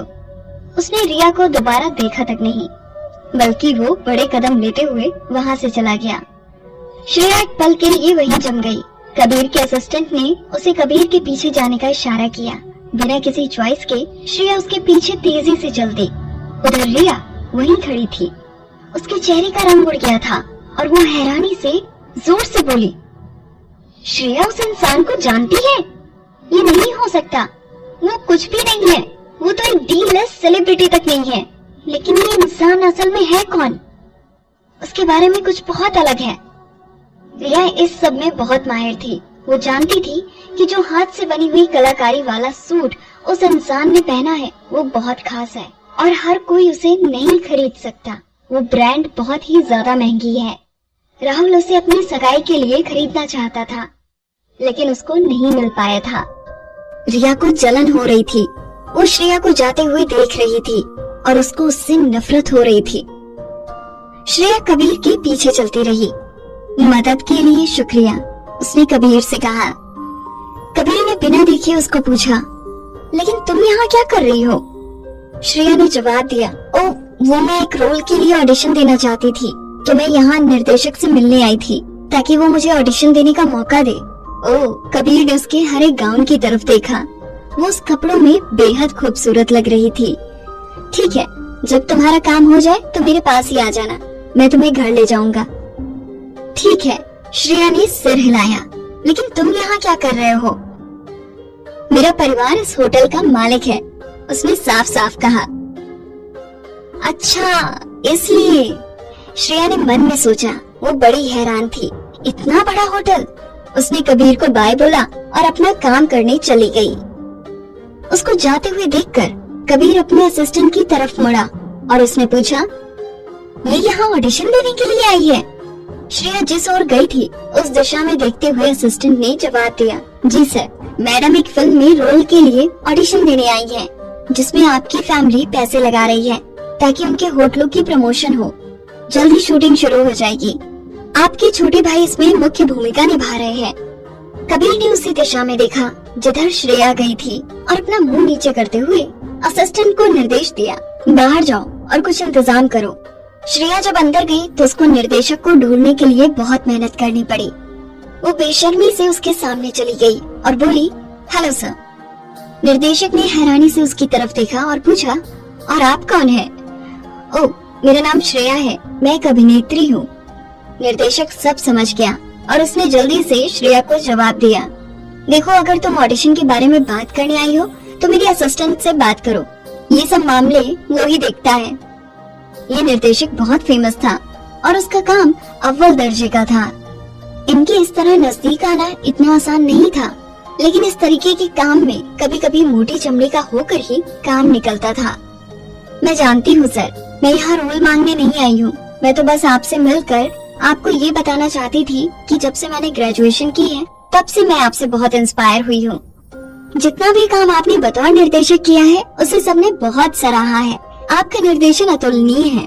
सब जानते हैं कि अगर आपने कोई प्रोजेक्ट हाथ में ले लिया तो वो सुपर हिट ही होगा। मैं तो बस आपको। ठीक है, निर्देशक ने बिना ज्यादा रुचि लिए जवाब दिया, मुझे मक्खन लगाने से कुछ नहीं होगा, मैंने तुम जैसी कई लड़कियां देखी हैं। अगर मैंने एक बार ना कह दिया तो उसका मतलब ना ही है। श्रेया जब भी उससे बात करना चाहती थी, इससे पहले वो अपना मुंह खोलती और कुछ कहती, वो पीछे मुड़कर वहाँ से चला गया। उसने मुड़कर एक नजर भी उसे नहीं देखा। श्रेया उसके पीछे जाने के अलावा कुछ नहीं कर सकती थी, लेकिन वो तेजी से अंदर चला गया। अंदर से एक निर्माता बाहर निकला। श्रेया को देखकर वो मुस्कुराते हुए उसकी तरफ बढ़ा। हेलो, अगर मैं गलत नहीं हूँ तो तुम श्रेया हो, है ना? वो हैरान थी। उसने जल्दी से स्माइल करते हुए कहा, जी हाँ सर, आप मुझे जानते हैं? हाँ, मैंने तुम्हारे शो देखे हैं। हालांकि तुम्हें ज्यादा बड़े रोल नहीं मिले, लेकिन तुम अच्छी अदाकारा हो, तो तुम्हें रोल चाहिए। श्रेया ने बड़ी धीमी आवाज में कहा, मैं तो बस ऑडिशन देने का एक मौका चाहती हूँ। निर्माता ने उसकी बात सुनकर कहा, ठीक है, मैं निर्देशक सर से बात करता हूँ, तुम आज से कुछ दिन बाद ऑडिशन देने के लिए आ सकती हो। श्रेया ने हैरानी से उसको देखा। उसको यकीन नहीं हो रहा था। क्या सच में? हाँ बिल्कुल, तुम बस दिल लगा के मेहनत करो। उसके बाद श्रेया वापस उसी जगह चली गई जहाँ कबीर ने उसे आने को कहा था। वो अंदर बैठा था और उसके हाथ में कुछ कागजात थे जिन्हें वो पढ़ रहा था। उसने आंख उठाकर देखा तो उसको श्रेया के चेहरे पे हल्की सी खुशी के भाव दिखे। जब उसने मुस्कुराया तो उसकी आंखें बड़े आकर्षक ढंग से लगभग बंद हो गई। तुम बड़ी खुश लग रही हो, उसने कहा। श्रेया ने बोलना शुरू किया, बिल्कुल, मुझे एक बहुत बड़े निर्देशक ने ऑडिशन के लिए बुलाया है। मैं जानती थी जब तक मैं कोशिश करती रहूंगी मुझे उसका फल भी मिलेगा। मेरा भी नाम इस इंडस्ट्री में बन रहा है। उस निर्माता को मेरा नाम भी पहले से ही पता था। मेरे अच्छे दिन जल्दी ही आने वाले हैं। मैं बहुत खुश हूँ। वो खुश हो गई और उसने खुशी के मारे कबीर की बाजू पकड़ ली और खुशी खुशी उसे झुलाने लगी। कबीर ने नीचे सर किया और भटके हुए हाथ को हैरान होकर देखा। वो अनजाने में अपनी उंगलियां उसकी बाजू पर फेर रही थी। वो अभी भी उसकी बाजू को झुला रही थी। जैसे ही उसकी नजरें कबीर की नजरों पे पड़ी, उसको एहसास हुआ कि कुछ गलत है और उसने जल्दी से अपना हाथ हटा लिया। माफ करना, वो मैं एक पल के लिए होश खो बैठी थी। मैंने ध्यान नहीं दिया। Really sorry. मैं दोबारा ऐसा नहीं करूंगी। कबीर उसको घूरता रहा, लेकिन उसको बिल्कुल भी ऐसा नहीं लगा कि उसकी बीमारी की वजह से उसको कोई परेशानी हुई हो। चलो घर चलते हैं। श्रेया खुशी से उछलते हुए उसके पीछे गई। उसके बॉडीगार्ड्स ने आगे चलकर उसका रास्ता साफ किया। उन्होंने उसके लिए दरवाजा खोला जैसे वो कहीं का राजा हो। कबीर को देखते हुए श्रेया ने सोचा कि ये सच में बाकी सबसे बहुत अलग है। कबीर, तुम कोई बहुत बड़े इंसान हो क्या? इस कहानी में आगे क्या हुआ जानने के लिए सुनते रहिए मुझे यानी आरजे खुशी को। दोस्तों, मैं हूँ खुशी और आप सुन रहे हो श्रेया की कहानी। कहानी में आगे क्या हुआ आइए जानते हैं। श्रेया ने कहा, लेकिन तुम्हारे पास कितने पैसे हैं? मुझे इससे कोई फर्क नहीं पड़ता, क्योंकि जो भी हो हम डिवोर्स तो ले ही लेंगे। कबीर हंसने लगा। चलो अच्छी बात है, तुम्हें ये पहले से ही पता है। श्रेया उसकी कार में बैठ गई। उसने कबीर के चेहरे की सुंदर बनावट को देखा और देखती रह गई। वो इस तरफ से किसी सुंदर गढ़ी हुई मूर्ति जैसा लग रहा था। वो जितना उसे देख रही थी उतना ही उसकी तरफ आकर्षित हो रही थी। कबीर ने एक नजर उसकी तरफ देखा तो उसने देखा कि वो टांगे चौड़ी करके बैठी थी। उसने गुस्से में कहा, तुम थोड़ा ढंग से बैठ सकती हो, एक औरत की तरह। श्रेया ने एकदम से सर नीचे करके देखा और जल्दी से अपनी ड्रेस की तरफ देखते हुए अपनी टांगे पास लाई। सच में वो कैसे भूल सकती है कि उसने ड्रेस पहनी है। जब उसने सर ऊपर करके देखा तो उसकी आंखें कबीर की आंखों से मिली, जिनमें नामंजूरी जाहिर थी। उसने बिना कुछ सोचे कहा, क्या? जैसे तुमने तो पहले कभी मुझे देखा ही नहीं। कबीर का चेहरा गहरा गया। क्या तुम थोड़ा भी एक औरत की तरह रह सकती हो? उसने बड़ी जोर से बिना डरे मना किया। कबीर के पास बोलने को शब्द नहीं थे। आज से पहले किसी औरत ने उस पे इस तरह चिल्लाने की हिम्मत नहीं की थी। एक पल के लिए उसे समझ नहीं आया कि वो कैसे रिएक्ट करे। देखो, मैं चाहता हूँ कि ये शादी हम दोनों के लिए सुखद और शांतिपूर्ण हो। क्या तुम्हें नहीं लगता कि तुम्हें भी इसकी जिम्मेदारी लेनी चाहिए? आखिरकार ये सब तो तुम्हारी ही वजह से हो रहा है। तुम तो ऐसे बोल रहे हो जैसे उस रात मैंने तुमसे जबरदस्ती करी कि मेरे कपड़े उतारो। मैंने सिर्फ तुम्हें ड्रग्स दिए थे, मैंने तुम्हें वो सब करने को नहीं कहा था। कबीर के चेहरे के भाव और भी गंभीर हो गए थे। लेकिन मुझे बहुत अच्छे से याद है कि तुम्हें भी बहुत मजा आया था। तुम भी मुझसे लिपटी हुई थी और मुझे छोड़ नहीं रही थी। मुझे अभी भी याद है तुम अपनी उंगलियां चबा रही थी जब तुम्हें बहुत आनंद आ रहा था, और तुम्हारा चेहरा भी इतना लाल हो गया था जैसे अभी खून कभी भी बहने लग जाए। श्रेया का चेहरा एकदम से लाल पड़ गया। कबीर अपनी नजर उससे हटा ही नहीं रहा था। श्रेया के चेहरे से गर्मी निकल रही थी। ऐसा लग रहा था मानो उसका चेहरा जल रहा हो। मुझे ऐसा कुछ बिल्कुल भी याद नहीं है। ये सब तुम्हारी कल्पना होगी। मुझे बहुत अच्छे से याद है कि वो सब बहुत दर्दनाक था, क्योंकि वो तुम्हारा पहली बार था। तुम कुछ भी नहीं जानते थे और तुमने बिल्कुल भी ध्यान नहीं रखा। हे! अचानक कबीर श्रेया के करीब आया और उसका चेहरा श्रेया के बिल्कुल सामने आ गया।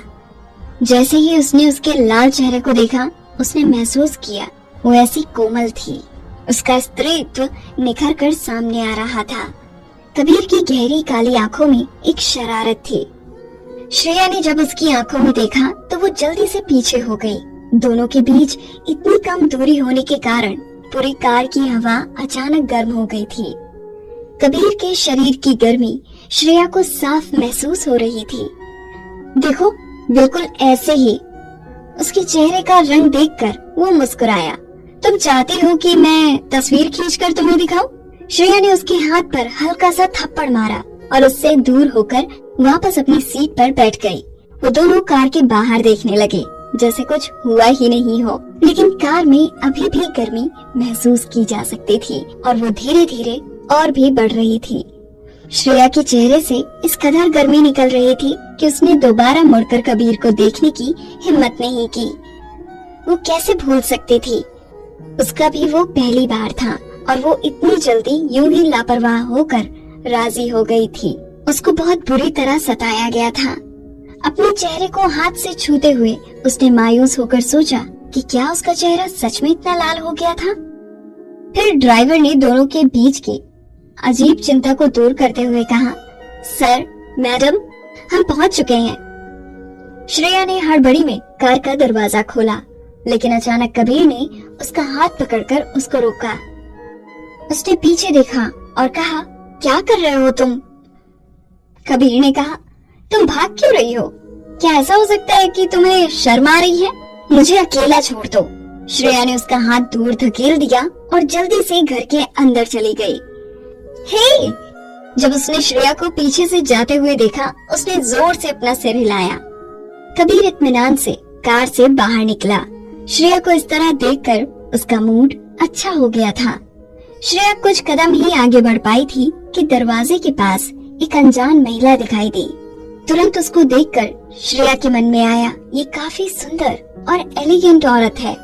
श्रेया वहीं खड़ी रही। उसके पीछे कबीर ने उधर रुककर उस महिला को देखा। उसने खराश भरी आवाज में पुकारा, काव्या। काव्या उसकी प्रेमिका थी। एक बार उस महिला को देखने के बाद श्रेया को समझ आने लगा कि कबीर को किस तरीके की लड़कियां पसंद हैं। उसके लंबे काले बाल हवा में लहरा रहे थे, चमकदार, और वो इतनी सुंदर लग रही थी कि जैसे कहीं दूर से अप्सरा आई हो। उसने एक सफेद जैकेट पहनी थी, उसने नीचे ग्रे ड्रेस पहनी थी। वो ब्राइट, बुद्धिमान, सुंदर और उदार दिख रही थी। साफ पता चल रहा था कि वो ऊपर से नीचे तक एक अमीर सुंदरी थी। श्रेया को समझ नहीं आ रहा था कि उसे क्या करना चाहिए। वो बस उन दोनों को निहार सकती थी, ये जानते हुए भी कि वो ऐसा करते हुए बेवकूफ लगेगी। कबीर और काव्या एक दूसरे के पास खड़े थे और साथ में बहुत अच्छे लग रहे थे।